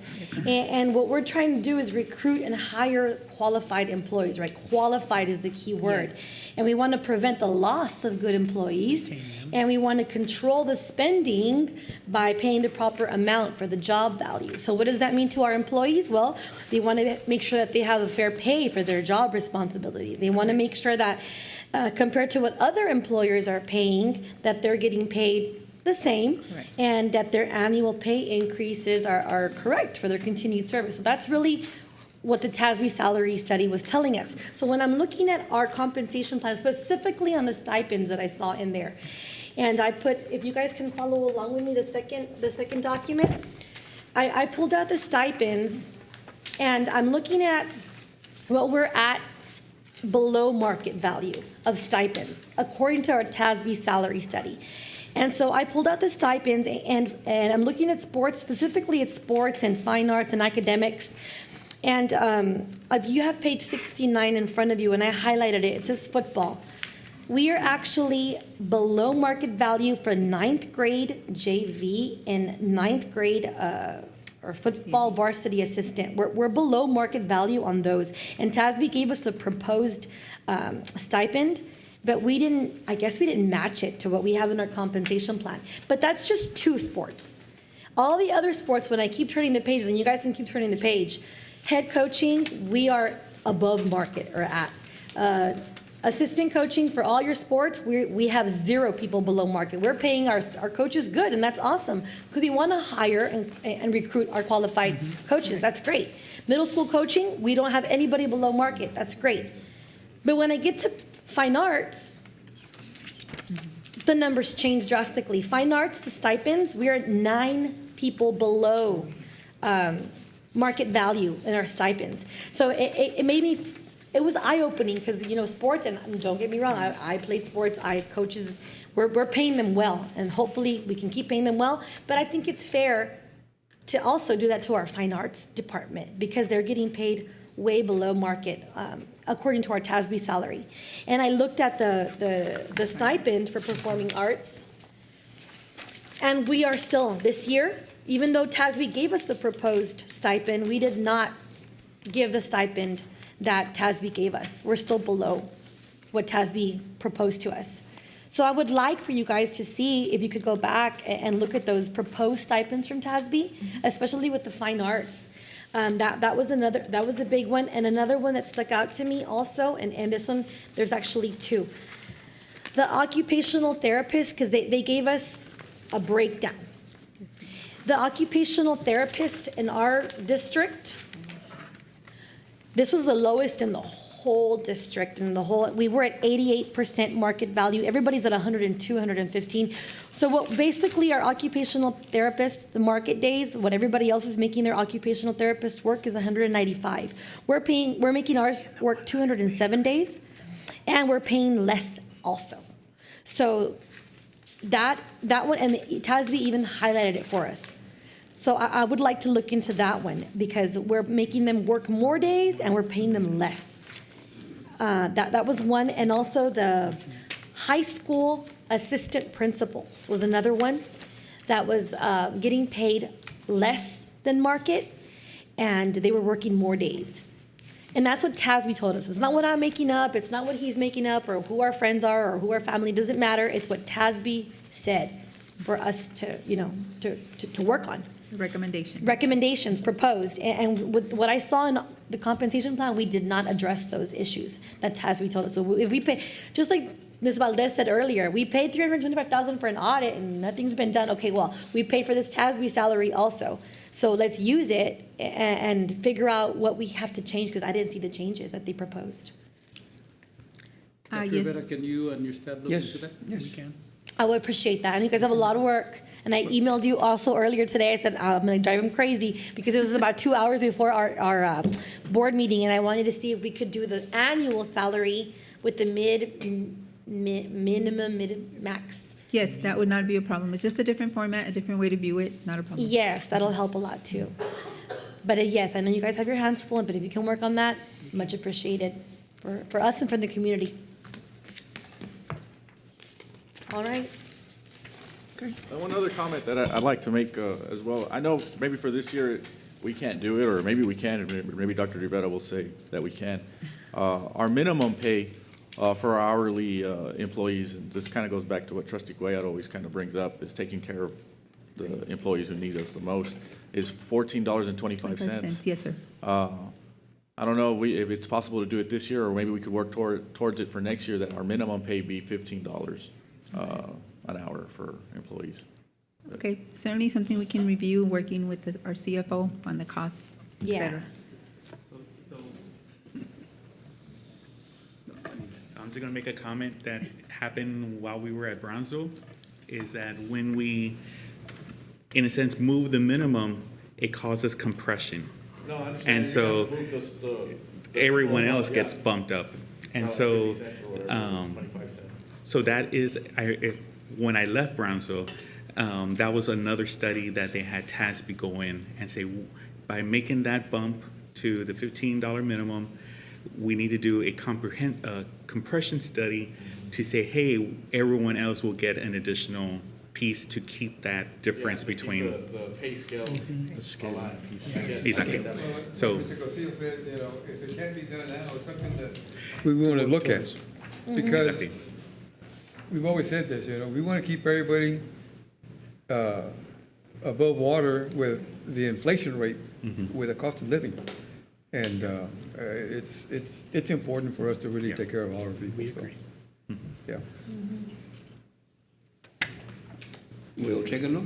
Yes, the academics too, that's another one too, that we had 8 people below market value for academics, especially for UIL, when, our kids a lot of kids are UIL, are in that, so, Special Olympics, things like that. But thank you so much. You're welcome. For looking into that. All right, so the motion was made to approve by Dr. Castillo and seconded by, I think it was Mr. Nieto, no? I forgot, yes, by Mr. Nieto. Okay, we'll go ahead and take it to a vote. Trustee Rodriguez? Aye. Trustee Cuellar? Aye. Trustee Castillo? Aye. Trustee Trevino? Aye. Trustee Nieto? Aye. Motion passes. We get to item 12, closed meeting to discuss A, personnel matters, Texas Government Code 551.074. Number 1, discussion regarding superintendent's recommendation on certified professional and non-contractual personnel. Number 2, Discussion regarding superintendent's recommendation on resignations, retirements of certified professional and non-contractual personnel. Number 3, deliberation regarding the appointment, employment, evaluation, reassignment, duties, discipline, or dismissal of public officer or employee, Texas Government Code 551.074 and 551.071. A, discussion regarding superintendent's recommendation for the position of deputy superintendent. B, discussion regarding superintendent's recommendation for the position of assistant superintendent for school leadership. C, discussion regarding superintendent's recommendation for the position of executive director of safety and supportive schools and administration. D, discussion regarding superintendent's recommendation for the position of food and nutrition services director.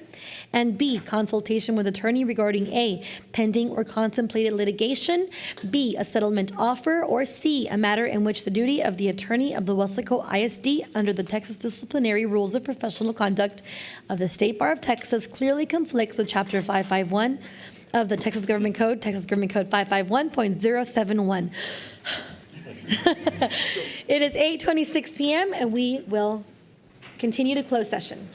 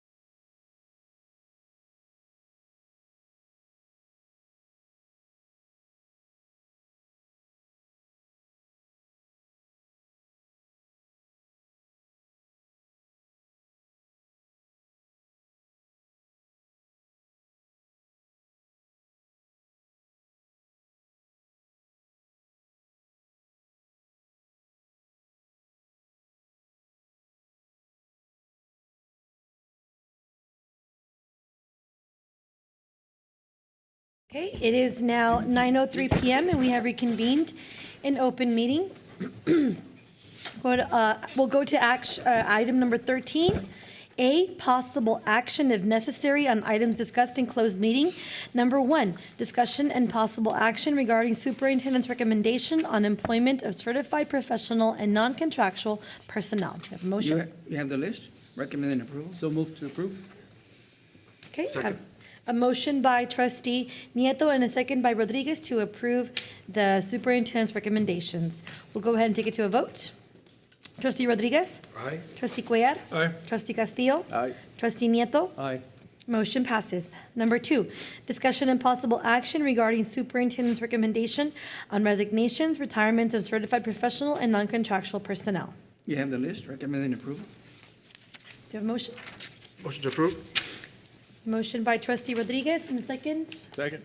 by trustee Castillo to approve the recommendation on resignations and retirements. Go ahead and take it to a vote. Trustee Rodriguez? Aye. Trustee Cuellar? Aye. Trustee Castillo? Aye. Trustee Nieto. Aye. Motion passes. Number 3, discussion and possible action regarding superintendent's recommendation for the position of deputy superintendent. Dr. Rivera? Recommending Abel Aguilar to be the deputy? Second. Motion to approve. We have a motion by trustee Cuellar and a second by trustee Castillo to approve Mr. Abel Aguilar as deputy superintendent. We'll go ahead and take it to a vote. Trustee Rodriguez? Aye. Trustee Cuellar? Aye. Trustee Castillo? Aye. Trustee Nieto. Aye. Motion passes. Number 4, discussion and possible action regarding superintendent's recommendation for the position of assistant superintendent for school leadership. Dr. Rivera? Recommending Dan Buttermer? So move to approve? Yep, second.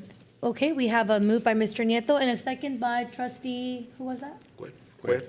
Cuellar to approve Mr. Buttermer as the Assistant Superintendent for School Leadership. We'll go ahead and take it to a vote.